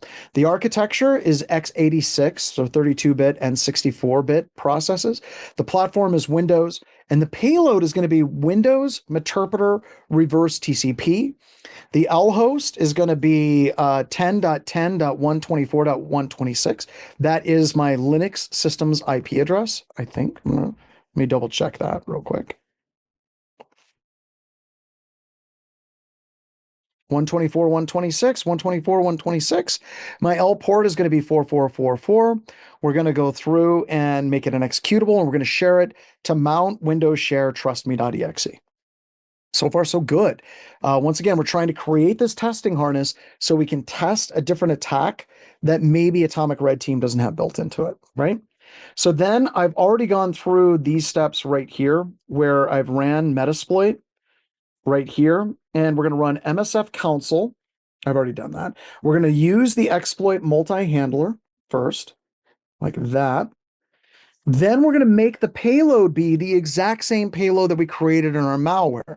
We're creating that command and control server that's going to be listening for the execution of the malware on our Windows computer system. I'm going to set my L host to be ETH0, like so. And then I'm going to do exploit. All right. So now we've got our exploit. In a second, it's going to pop up and say handler started on like 0.0.0 on port 4444 at ETH0. You're going to see it pop up there. There it is. 1010, 124, 126. Now all we need to do is execute that malware. So we're going to open up a command prompt. We've already got one there. I'm just going to open up another one. Go ahead and open that up, run it as administrator. We're going to cd to the top level directory. And then we're going to run trustme.exe. Now we have malware on our Windows computer system. So we now have a situation where we now have compromised this computer system, and we are now ready to do some testing. I can type ls, I can see the files on it, I can see the processes on it, I can see a bunch of different things on it. But what we're trying to do is we are trying to test our fake EDR, our stand-in EDR, to see if it can detect some post-exploitation activities. Now, if you look at like Metasploit, if I hit tab a bunch of times, it says, do you want to display all 581 possibilities? I want you to notice like the capabilities of the Metasploit framework. If I hit tab a couple more times, so let's do run, hit tab. I'm going to type yes. Look at all the things that Metasploit can do, right? We've got a whole bunch of CVEs that we can test. We've got Docker exploits. We've got a number of different local privilege escalation exploits. We got service permissions. We can migrate. We can do gathering information from Firefox profiles. Almost anything you can think of for post-exploitation activity is built into the Metasploit framework. So what we're going to do is we're going to create a couple of situations to see if it detects it. So the first thing I'm going to do is run a keystroke logger. Very, very common technique that you see attackers run all the time. I run key scan start. Nothing happened in blue spawn. So I'm going to go notepad and go, this is my password. You know, password 1234. So now I can do key scan underscore dump. Sure enough, keystroke logger's working. Nothing. We've got a hole here, folks, everybody. We've got a hole. So clearly our EDR did not detect that. Awesome. Now we got to start having a conversation about how would we actually detect that properly. Next, I'm going to get a shell. Here we go. And then I'm going to do some registry key persistence mechanisms.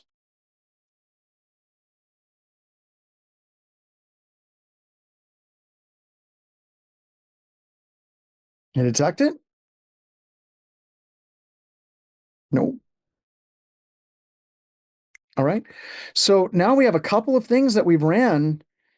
I don't know. Blue Spawn kind of missed those things. And once again, the goal of this lab isn't like Blue Spawn sucks. The goal of this lab is showing you how you can test your EDRs to see if it can detect these types of things.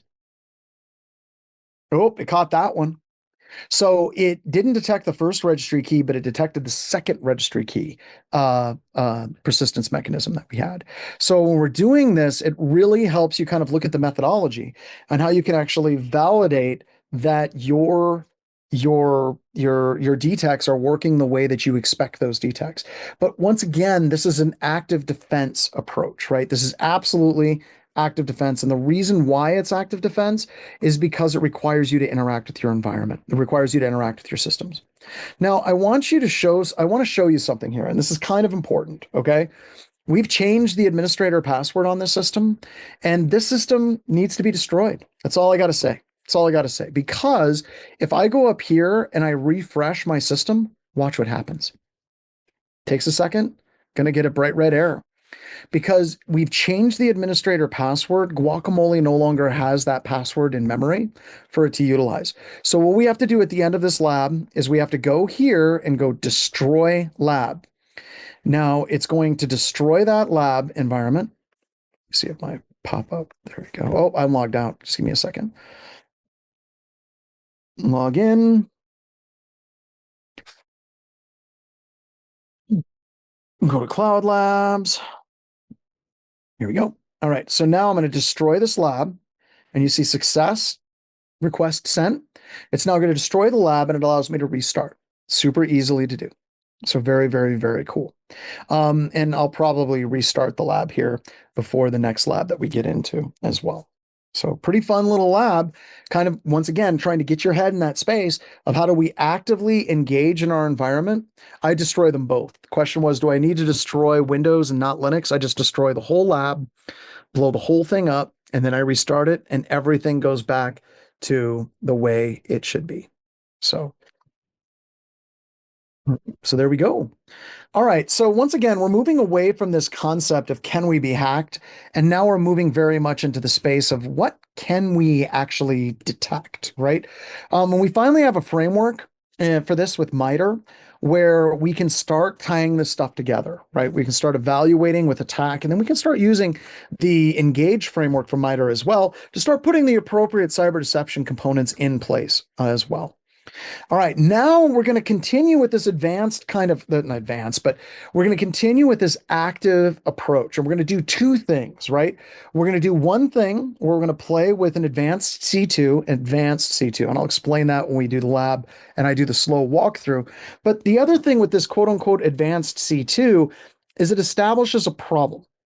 And it establishes a problem in the area of network threat hunting and what it is organizations are not doing appropriately to be able to detect advanced adversaries on their network.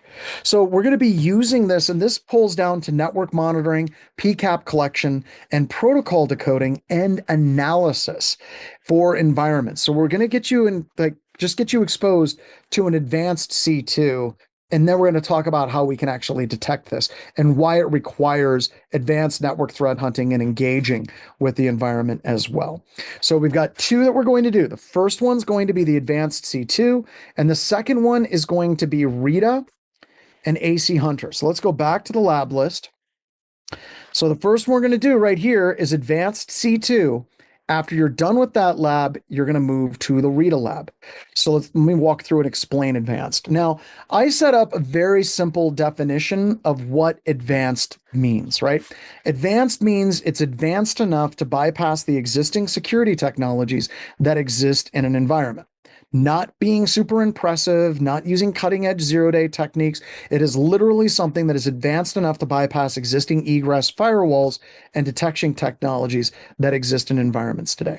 That's all it is. And this backdoor does that. And this backdoor has been around for an incredibly long time. We wrote this a number of years ago. So it's advanced in the fact that it can bypass, but it ain't new. It ain't no spring chicken, like me, apparently. So advanced C2 packet analysis. We're going to CD into the opt covert directory. Then you're going to use TCP dump, and you're going to read in the PCAP file. Don't resolve any names with N. And then we're going to print the ASCII and read in covert C2 PCAP. And it should look something like this. Now you're going to hit spacebar until you get down to something that shows you kind of some PHP and some view state parameters and some hidden form names. That's where the C2 is. This is using steganography. We're hiding in plain sight. We aren't even using TLS SSL. We're hiding inside of this view state parameter. And when we get done with this lab, I'm going to explain exactly why we do it this way. We'll talk about that more here in just a little bit. Then you're going to scroll down, and you're going to see that there's a beacon of roughly 30-second intervals for this particular backdoor. Then you're going to grep out the hidden form fields, and you'll be able to see the beacon values that we have here. Can you decode them?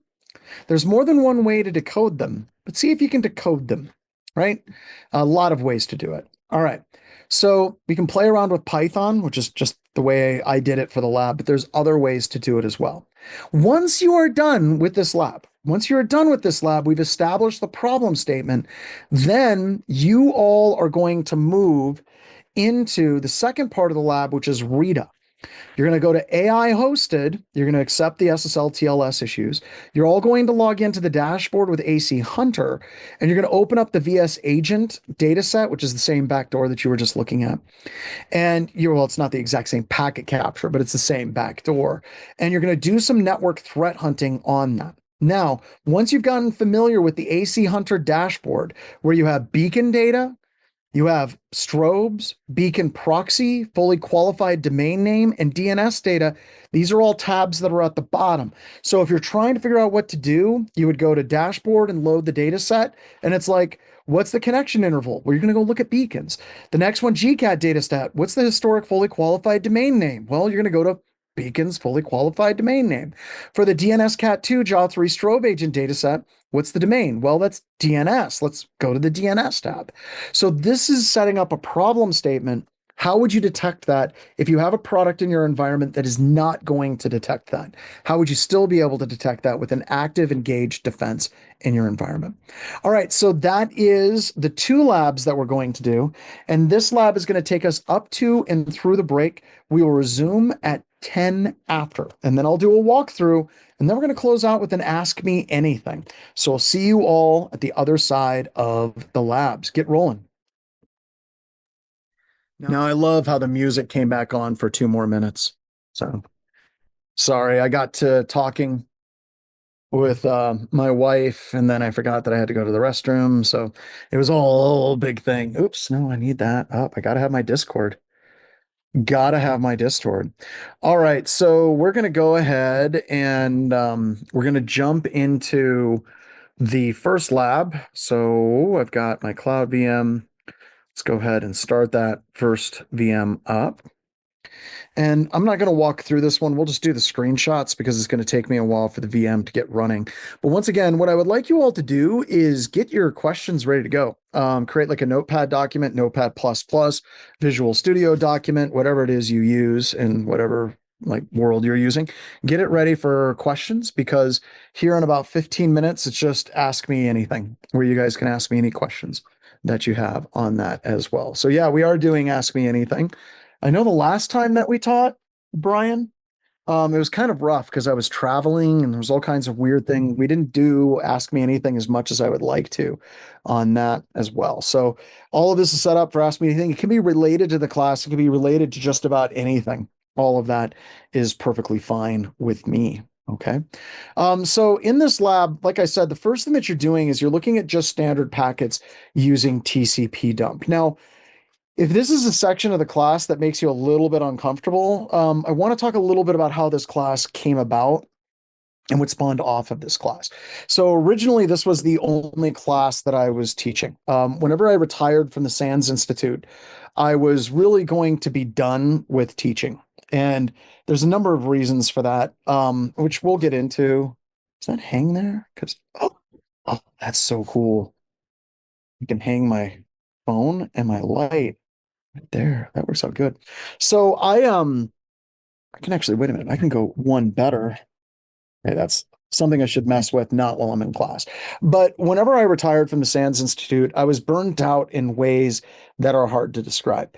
I was teaching like 12, 15 times a year with SANS. And whenever I got to the point, whenever you get to the point on something, whether it's being in a band or being in a job or anything like that, where it stops being joyful, it's just time to move on. And I got to the point where I just didn't enjoy teaching anymore.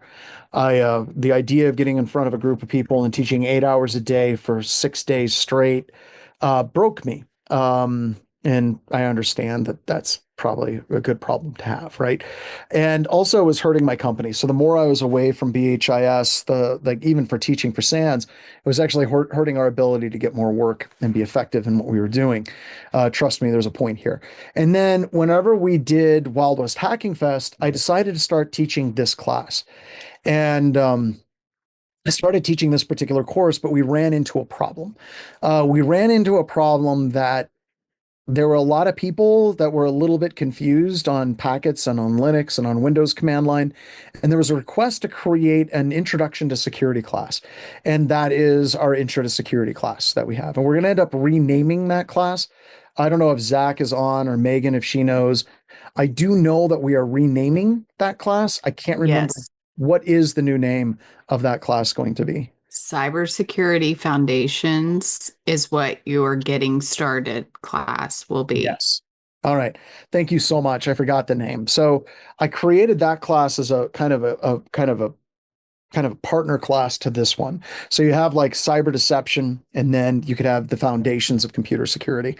And then I still had people that were taking that class and they're like, look, I still don't understand packets. I still don't understand network traffic. I don't understand Linux. It scares me and all of that stuff. And we were able to then create a new class called SOC Core Skills. And that one's going to be keeping its name on that. No.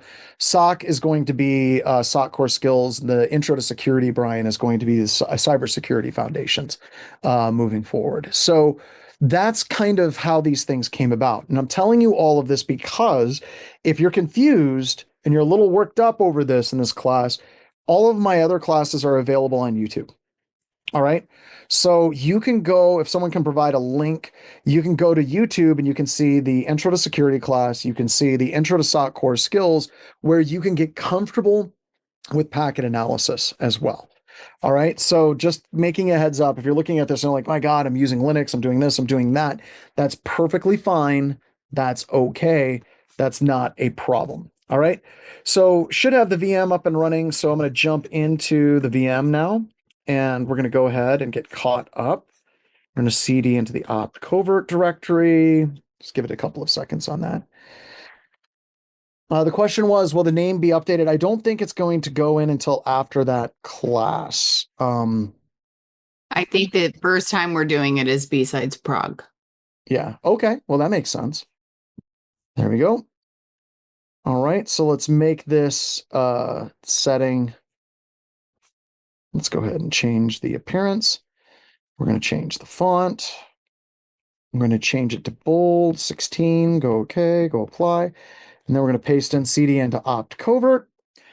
And then we're going to run TCP dump against that PCAP file. And you can see all the packets. Now, if you hit spacebar a couple of times, eventually you're going to see this right here. Yes, Georgic, we do have the classes on YouTube. If someone can get a link to those, we do them periodically. We do them live, but they're also recorded and archived on the YouTube. So we've got this wonderful little like string right here. And did anybody get a chance to decode this? Right. So if I take that, one of my favorite places is CyberChef. So if I go into CyberChef,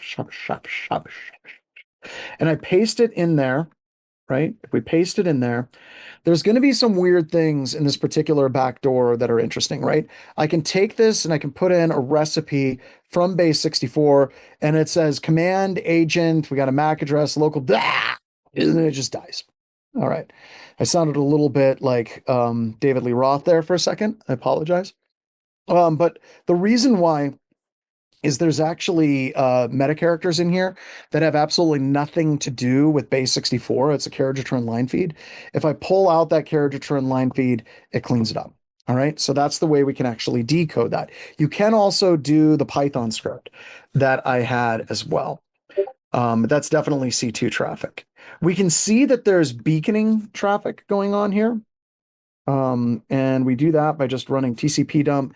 And you can see that there's roughly 30 seconds with some weird outliers that show up in the packet captures. We're focusing in on this SYN packet. If we're looking at that particular command, we're basically saying read in the PCAP file. In the TCP header, the 13th byte offset starting at 0, is it equal to 2? And that would, if you're looking at binary, you come 1 in, that's 2 value, that's a SYN flag. And then we pipe that through less. So we got a beacon on it as well. Now, if I pull in my packets and I look for just the hidden form field value, you can see we have a beacon, and then actual data being sent back and forth. Now, a little bit about where this resides. You can see that this is residing in a hidden form element. Pretty cool. And that's the reason why is because it's hidden. We don't want it to be displayed in the web page. And it's an underscore view state parameter.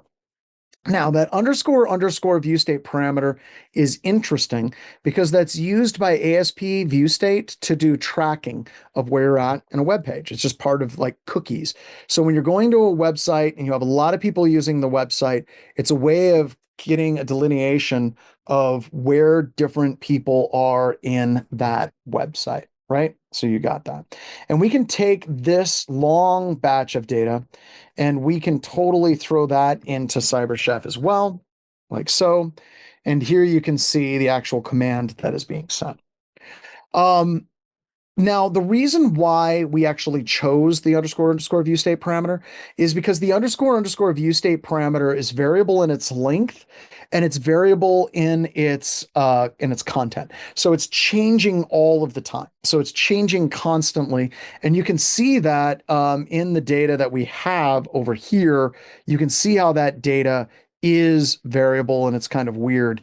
And to write a signature for that would be really hard, right? So if you're looking at a field that is variable in its length and you're looking at a field that is variable in its data content, trying to write a signature that's analyzing it all the time is going to put a lot of strain on the intrusion detection system. So that's why we do it. Now, I joked about this being an advanced backdoor, and then I kind of joked that it isn't an advanced backdoor. I'm going to take a moment and I'm going to kill my Cloud Labs because I don't want to continue burning my sweet, sweet credits. The reason why that in and of itself is interesting is this is enough obfuscation to bypass most firewalls and most IDS systems. It just is. But you can also see that we didn't go that far, right? There's no TLS SSL. There's no weird, it's just base64 encoded. It's not encrypted. So it's enough to get us past that bar, but you can see that there's a lot more that you could do with this as well. There's a whole bunch more that we could do to make this even more badass, but it's just advanced enough for many organizations. And that brings us to kind of the next part of the lab. How would you detect something like this, right? You cannot expect a standard signature-based detection to detect things like this. You just can't. So for that, that takes us into the Rita AC Hunter lab, which is going to be replaced here shortly. I don't know if you guys are interested, but we have the Rita version 2 lab that is coming up. And with this particular lab set, we have using how to use Rita, the new version of Rita, and the way it actually utilizes the data sets is different, and it has a really cool new front end associated with it. And you can see all of these different parts and all these different challenges associated with Rita. So pretty excited about the fact that we're going to be doing a new lab. I've got to build it out, but just giving you a heads up, this one will be replaced soon. All right, so the first thing I'm going to do is I'm going to go to training.ai host it, just kind of copy and paste it. It's just easier than trying to type things in. We're going to click advanced and we are going to proceed to this website anyway, because we live dangerously. We're going to go to training.ai hosted. Oh my gosh, it looks like someone's input fields has a lot of SQL injection attacks in it. All right, we're going to go ahead and put in the password to remember me, which is nice to be remembered. And I'm going to jump straight into the questions, and I'm going to kind of explain how AC Hunter works as we work through these questions. So the first one is, in the WinLab agent data set, what is the connection interval for 10.10.98.30? Good. So I'm going to select the gear, and we're going to do WinLab agent, confirm. And I'm going to go to beacons, right? Because we're looking at that beaconing attribute for the backdoor, right? So we go through. If you want to know who Rita is, you can look at Darknet Diaries. I can't remember what episode it is, where I talked about my mom. My mom passed away a number of years ago from pancreatic cancer, and the tool is named after her. Look at that there. All right, so take a look at this, right? So a couple of really quick, super cool things that I just think is awesome. We have a really strong score. Now, what AC Hunter and Rita is doing is it's not doing signature-based detection to try to look on a specific string and detect that there's malware, okay? Nothing about that, right? So what it's looking at is the behavioral patterns of the connection intervals. So remember we did that TCP dump command where we said TCP and then it was the 13th byte offset and the value was equal to 2. That was able to show us that there were 30-second intervals, right? When you deal with different backdoors, a lot of them have different interval strategies.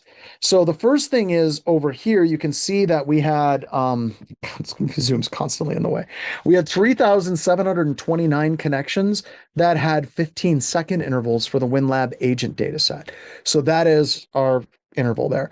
Now, this particular backdoor had a little bit of left drift. Okay, so you can see that there's a little bit of randomization and skew to the left-hand side. And that was put in intentionally by Geoff Thayer, the author of this particular backdoor. Okay, so we can see that beacon, and this pulls it out automatically for us. The other thing is, look at the bottom. Look at the number of connections per hour. You can see that we have about 300 connections per hour. So there's a histogram that balances out. It's a way for us to detect non-human beaconing behavior in our environment, which is pretty cool. The next one is the GCAT dataset. Oh, this backdoor. All right, so this backdoor is interesting. So we're going to go to dashboard, select the gear. We're going to go to GCAT, confirm. Now, it asks what the fully qualified domain name was. Now, we created this backdoor, it was created by one of my interns a long time ago in a galaxy far, far, far away. And GCAT was a backdoor that was created specifically to use Google Mail as its command and control C2 server. So if you were watching the traffic, all of the traffic, once again, if we go to Beacon's fully qualified domain name, all of the traffic that is going here all goes to gmail.smtp.msa.l.google.com. Why do we do this? Well, when we first created this backdoor, it started with a theory. The theory was that your firewalls ignore everything that goes to Google Mail. And we discovered that that theory was correct. Turns out your firewall is ignoring everything that goes to Google Mail. In fact, we found out that most firewalls are actually ignoring anything that goes to Google. And this actually makes sense for a couple of different reasons. This makes sense because of like HIPAA violations. If you're doing full TLS SSL interception of all the traffic that goes to Gmail, you're going to end up harvesting data that probably wouldn't be the best interest of your company in keeping. Number one. Number two, speed. If you ignore all the traffic that goes to Google, you're ignoring a lot of traffic. That means your firewall IDS system can focus more of its energies on other traffic patterns. All right. The other reason why they tend to ignore a lot of traffic that goes to Google is because of false positives. Now, imagine if we do XKCD, and I do tar, right? Imagine that every time I would go and try to look up anything associated with any command, that it would generate an alert, right? If I do a Google search on something like tar XVF, right? If I do a Google search on man pages or do a Google search on who am I, if we're seeing these commands that people would run on a computer system inside of Google searches, we would totally have false positives all over the place. And I think that this XKCD comic really highlights that. Rob, you use Unix, come quick. To disarm the bomb, simply enter a valid tar command on your first try. No Googling, you have 10 seconds. Rob, I'm so sorry. So yeah, imagine if every time you Googled anything, it would generate an alert. That would be a lot of alerts that are being generated. So there's a lot of good reasons why people ignore the traffic that goes to Google, but should it be something that is ultimately ignored all the time? The next way, when we're talking about advanced backdoors, is we use DNS as a methodology for us to get out of our environments, right? So if we go back to our VM and I go to the dashboard, go to this, and I go to DNS cat strobe agent like that. This is a great articulation of how people use DNS as a way to get out of environments. DNS does name resolution. So if I type in google.com, my computer has no idea what google.com is. So it has to use DNS to convert it into an IP address, right? It has to use that to convert it to an IP address because your computer speaks in IP addresses, and DNS does that dynamic name resolution for us. Now, the reason why this is an excellent backdoor is because it's variable in size, it's variable in content, and almost all of the DNS lookups for an Active Directory environment come from the domain controller. So it's really, really common to see tons of stuff coming from the DC. And that would be a great place to obfuscate or hide your C2 traffic. All right, so let's take a look at this DNS traffic and see what we can see. So if I click on DNS, it's asking who's doing the most lookups. And you can see that you have this domain, excuse me, r-1x.com has 62,420 or 68 fully qualified domains. Now, what does that mean? That means that if you look at something like Google, right? Google.com takes me to the Google search. Mail.google.com is a fully qualified domain name that takes me to email. Maps.google.com is a fully qualified domain name that takes me to maps, and so on, right? So that is what we can see with those fully qualified domain names. And this little domain, r-1x.com, has 62,468 fully qualified. That's insane. That's not normal. The only other situation where I've ever seen that was Kimry. Or if you try to pronounce it in English, it's like Crimeu. But Kimry is a security company. They're Welsh, and hence the name and the way it's the way it's pronounced. And they have a service that you can submit a hash.something.kimry.org, and it'll look up that hash for virus signatures and come back and tell you if that hash is malicious. That's totally legit. Random top level domains, or sorry, fully qualified domains. It's the only time I've ever seen that, right? But that's weird. And the reason why there's so many fully qualified domain names is the malware that's in use. It randomizes the fully qualified domain name to force a full connection lookup every single time. So the C2 circuit happens. The reason why is if you didn't do that, let's say you did all of the C2 to www.r-1x.com, then the local DNS server, your domain controller, would just give you cached answers. So you have to randomize the fully qualified domain name to get it to make the full connection. So we have 62,468 fully qualified domain names. Then we have the number of lookups is 109,227. That's not normal. This is something that needs to be investigated. All right. Then if we look at who's actually making those queries, you can see the queries are coming from the host 192.168.88.2. One host, which once again, maybe totes legit. That may be totes legit because, as I mentioned earlier, many times your domain controller is the system that does your lookups. So that might be completely legit. But within AC Hunter, we can actually see who's actually making direct connections to that IP address.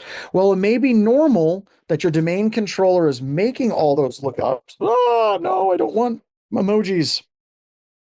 By the way, I've never seen the Emoji Movie. Never will.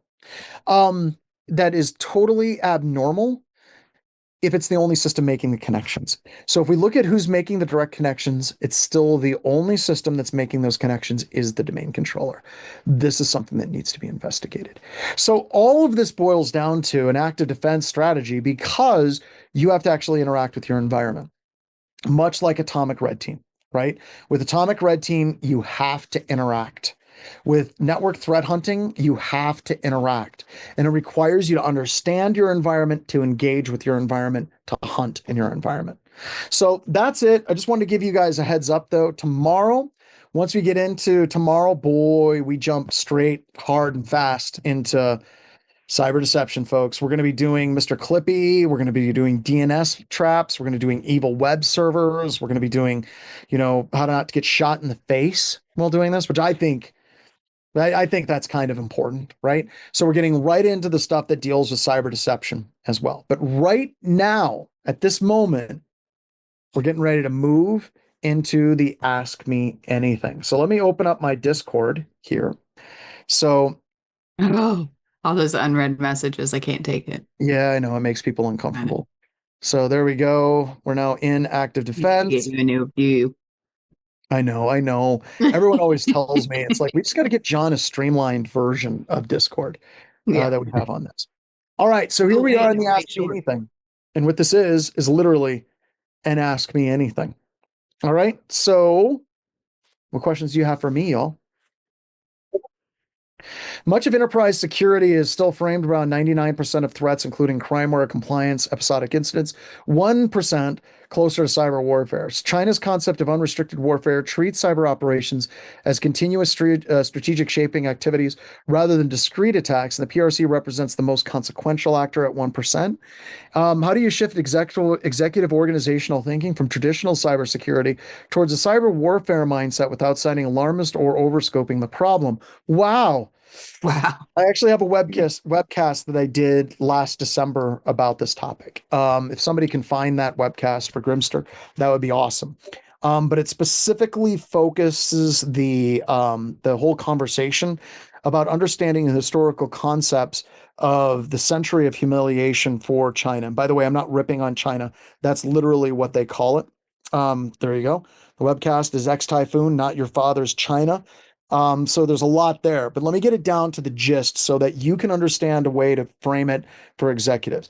First and foremost, China went through over 100 years of just strategic humiliation again and again and again. They were humiliated in the Boxer Rebellion with Empress Dowager. They were humiliated heavily during World War II by the Japanese. And by the way, after the Boxer Rebellion, the way that they had to make it up to the people that were trying to force opium on their people was they literally had to torture to death the people that were associated with the Boxer Rebellion. And the reason why that actually happened is a lot of things, but it boils down to China honestly didn't have a navy.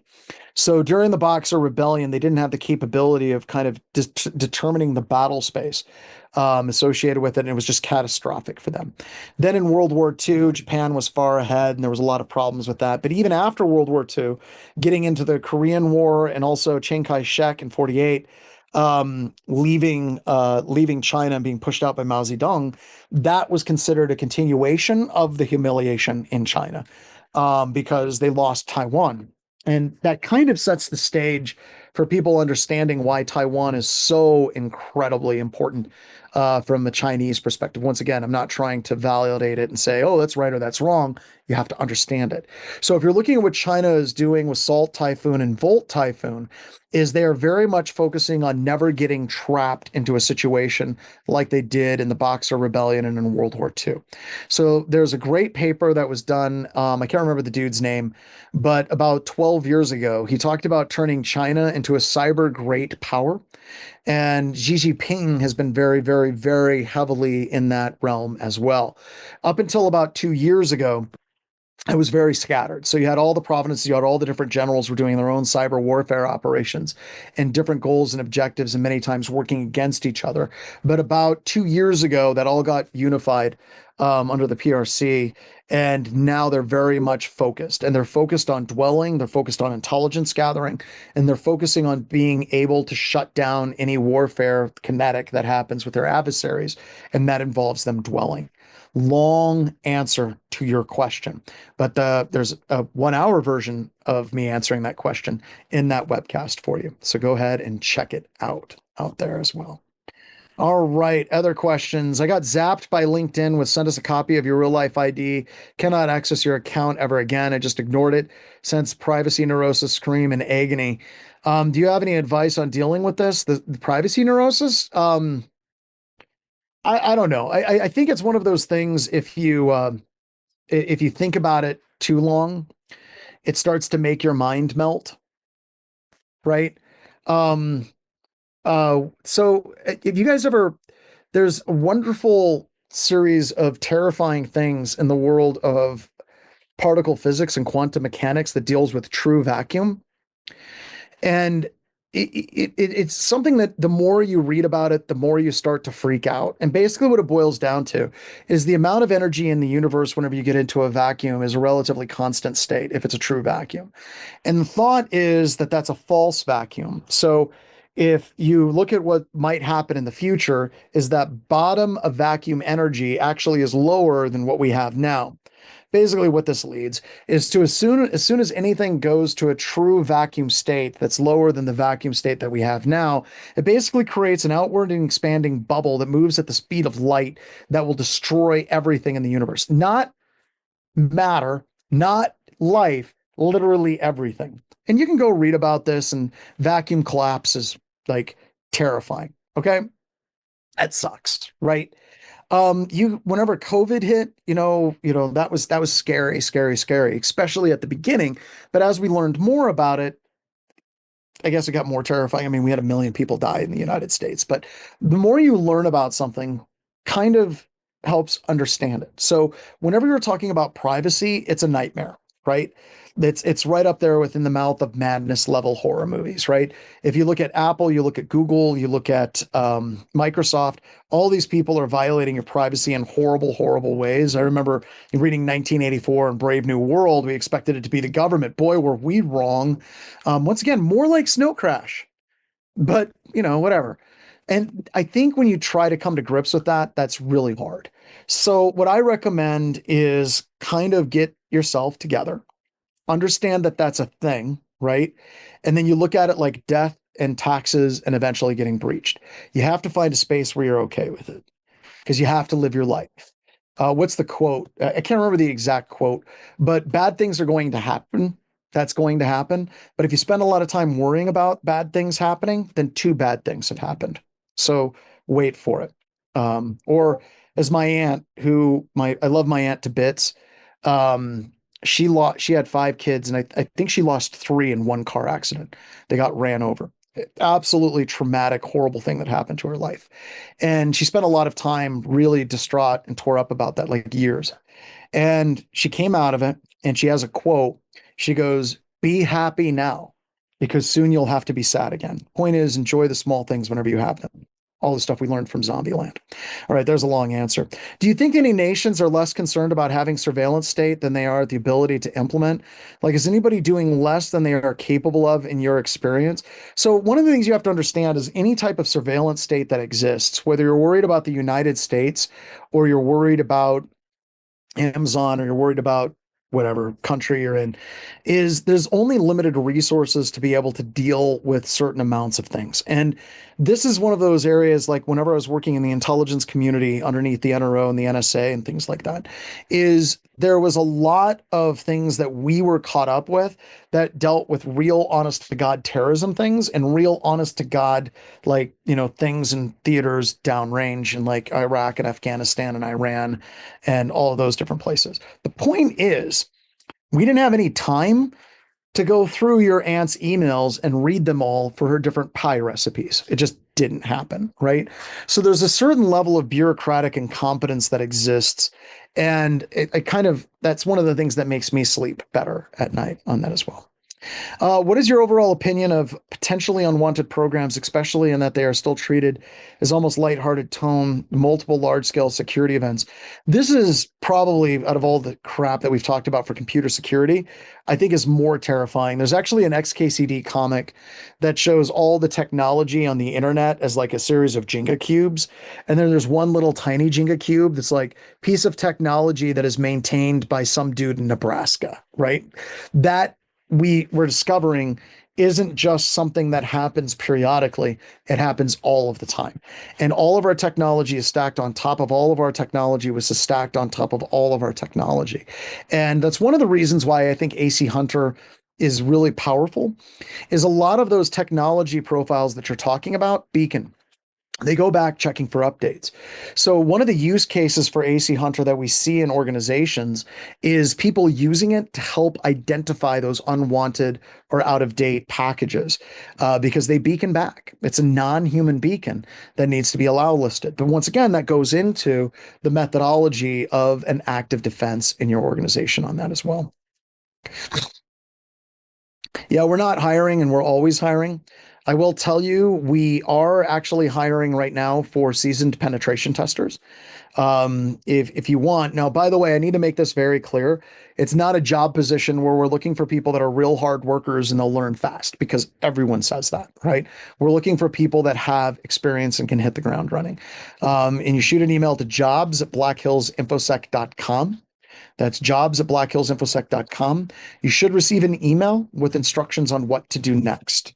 We're looking for experienced pen testers. We are not looking for somebody that's willing to learn. It's like, no, you got to hit the ground. Do we have any offices in Europe? We have offices in Germany And then we have a full GmbH, Black Hills Infosec, Germany. And then we also have a Polish corporation as well. So we do have EU companies that we run as well. Okay.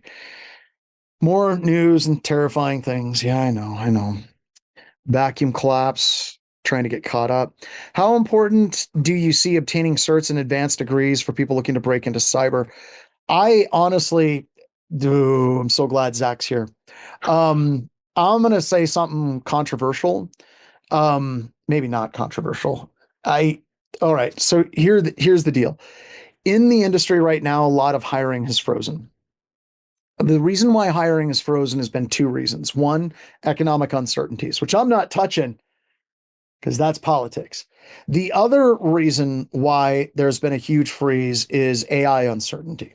There's a lot of people that are really worried with, don't want to hire a bunch of people that we have to lay off because AI is going to save us money. All right. Now, my theory is AI showed up just in time to help us because we're getting our asses kicked constantly in this industry. And we need something to help us with that 80/20 rule. And AI shows up just in time to help us with that 80/20 rule. The support, the cavalry is here, and then they freeze hiring. Rather than looking at it as supporting us and getting us what we need, people looked at it as, well, we can replace all these junior people. I believe that pendulum's going to come back. I think that there is going to be hiring without question. I do think, well, I shouldn't say without, that's my opinion. I think it's going to come back. Now, about universities and degrees. Oh, I want to get Zach's opinion. I'm going to go first. I'm here. Yeah, go ahead. I think that in many ways, the industry has learned that the university system has let us down. The students that are coming out are not equipped. They do not have the capabilities. They do not have the skills to be able to do the job that they need. And they paid a lot of money to get those skills and they were bamboozled. Now, there are exceptions to that. There's universities where we hire people out of like Dakota State University. There's a bunch of other universities that are all in on CCDC competitions. Those are the universities you want to look at. But by and large, people have been lied to, so they're burnt. So I'm a huge fan of cyber ranges and leveling up in cyber ranges. We also have a certification called ACE-T, which Zach will talk about later on. But Zach, what's your take on that? I don't know. I mean, you're out there a lot more than I am talking with people about this, but the level of woe and despondence and depression is really high right now. Yeah, it's definitely a hard time right now. I can't shy away from that in any way. But when it comes specifically to the degree standpoint and certifications, I think you see a lot of like the old hats, the graybeards, if you will, who have really gravitated towards like this, having this degree and having these certifications. That's our gold standard, and that's what we require. And I think we're starting to see a lot less of that. Whereas you kind of mentioned, like what you're looking for is people who have more hands-on skills, who are doing more challenges and labs, and really pushing that envelope of getting their hands on the keyboard. And we're seeing within the industry a lot of organizations who aren't really looking as hard for some of the degrees or some of the certifications. And that's not to say that they're not relevant. Like there's still organizations that find relevance in those and some of those things, but more and more we're seeing people who are given an opportunity, who don't have the degrees, who don't have the certifications, but they've had the drive and they went full bore and went into every single lab that they can get into, every single capture the flag competition that they can get into, and started writing about these experiences, starting sharing what they've learned about these experiences. And that by far has exceeded every degree or every certification, if you will, because now you're really able to show and verify your skills and your knowledge with what's out there these days, where we didn't have that before. Like, you didn't have any training when you were coming up through the field. No. Google and YouTube were just barely like a new thing as I was coming in through this field, and didn't have all the resources that we once did. So, colleges and degrees definitely took they were the king there for a while. But now with like things like YouTube and anti-siphon training, where we're basically giving away training that is very hands-on, the entire industry has shifted to networking and networking with people. And that far, again, I think exceeds the degrees, the certifications that we're seeing these days. Sorry, that was Also, my time. Also, I want to make it very clear, I have no idea if a lot of the BHIS employees even have a degree. I don't. The I don't have a only degree. exception, what? Oh, What? No, I never graduated from high school. I got a GED. Me too. He doesn't even know this, but yeah, we're like, the but only difference Thank that you. I know of is whenever I pay for someone's degree. yeah. So I have I have my cookbook shelf, and everyone that gets a master's degree or a doctorate, they're required, and we pay for that with some exception. Like we do tuition assistance. And whenever you get your master's degree or get your doctorate, you're to send me your thesis. And whenever I'm cooking, I have my theses from like Sam, I have my thesis from Cameron. Actually, where is hers? No, I do have hers. And then I'm still waiting on the doctoral thesis from Dr. Brian Furman. So it means a lot to me. I'm a big supporter of higher education, but I don't think that higher education should be a sole determination of someone's value in the universe today. You know, there's a Well, lot I of people think in the joining chat our who are, community is a huge part of it as well. And I think Zach can attest to that. Yeah. So many people help each other. You know, if their companies are hiring, you know, they always post things out on the BHIS server and stuff. So Yeah. Also, for all of you that are NQZT. Oh, here, go ahead, John. Yeah. I was going to say you all have to hunt down the recording of Banjo Crashland's presentation on Job Hunt Like a Hacker. What? No, he's got a workshop tomorrow that they can well, sign up it's for and get the during recording. hours, so They we're get not the letting recording. him. No, But we it's do record recording. there will Yeah, be if you want to register for it, you can, but you have to be here in class with us tomorrow. yeah. It's a So, rule. but it's so important to learn how to job hunt correctly in this market space, right? And so many people are like, "Well, you look at my resume and tell me if it's good," and it's probably crap. And it isn't crap because he did a bad job or the font's wrong or the layout's wrong or anything like that. It's probably crap because it's not tuned for the job that you're going after. And Jason shows you how to hunt properly and tune that resume to be for the job that you're going after. Okay. And I might share some of my tips and tricks as well a little bit later in this. You know what's funny about what you just said though, John, is like the industry has changed so much that if you are following the way that you should actually be, you know, going and hunting for jobs these days, it's done so much through networking and those interactions that you're building with people that you often don't even need a resume. Like you just need like a baseline resume and you just pass that off, and that's oftentimes good enough because what happens is you're creating these connections with people and putting yourself out there and getting seen, getting noticed, right? Like you're bypassing the whole like submit your resume for this job because you're getting an internal referral. Like that is Yeah, really so much how the industry has changed significantly in the last few years. So definitely would encourage y'all to check out Jason's. And it's and usually like write your job description. Yeah. and also I want to kind of level set attitude too.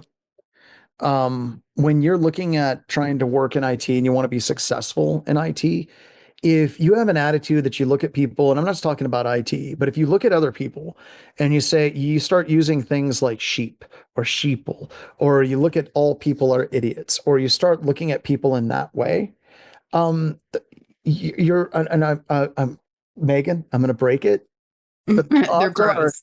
you're probably an asshole. Right. I'm sorry. And I'm not saying that to try to start fighting with people because let me explain. Anybody at any point can do something incredibly dumb. Okay? I've done incredibly dumb things.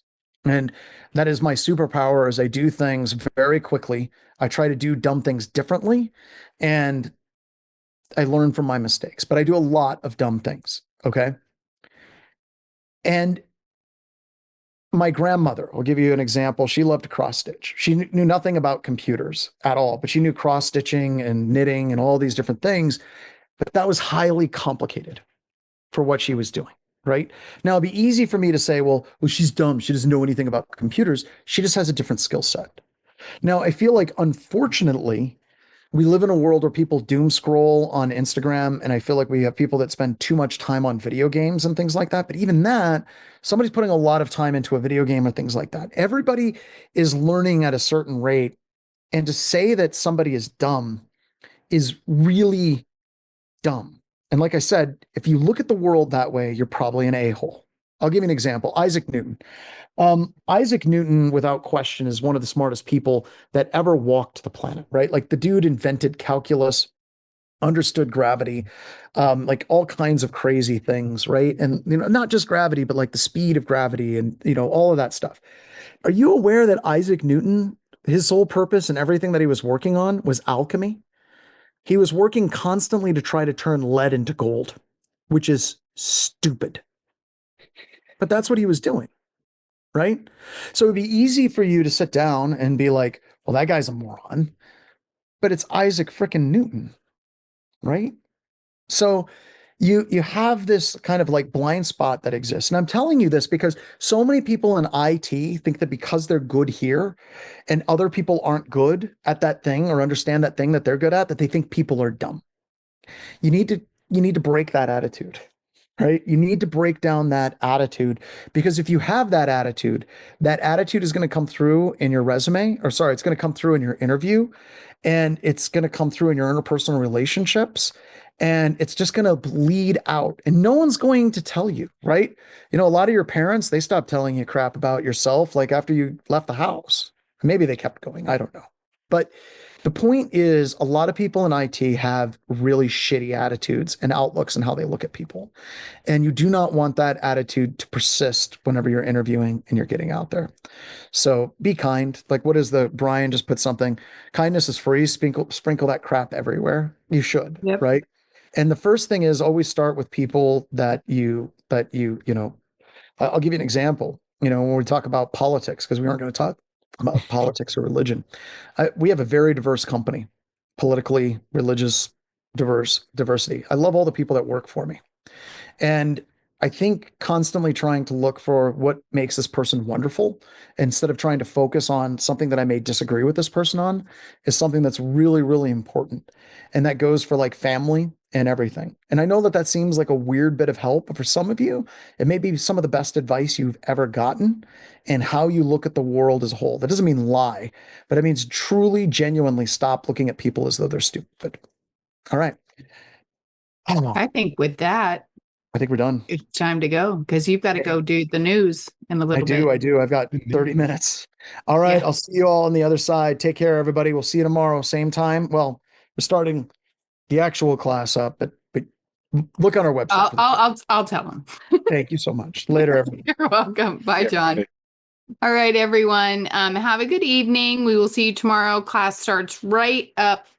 We will probably start about 15 minutes early, to be honest. No sooner than that, I would imagine. The recording will be posted in the resources channel as soon as that processes with Zoom. Noon Eastern time. Yes, that's correct. And, if you have any questions, throw them in the tech support channel. Brian will probably be on for a little while to help. And our nerd herders, of course, we love you guys. Thank you so much for all your help today.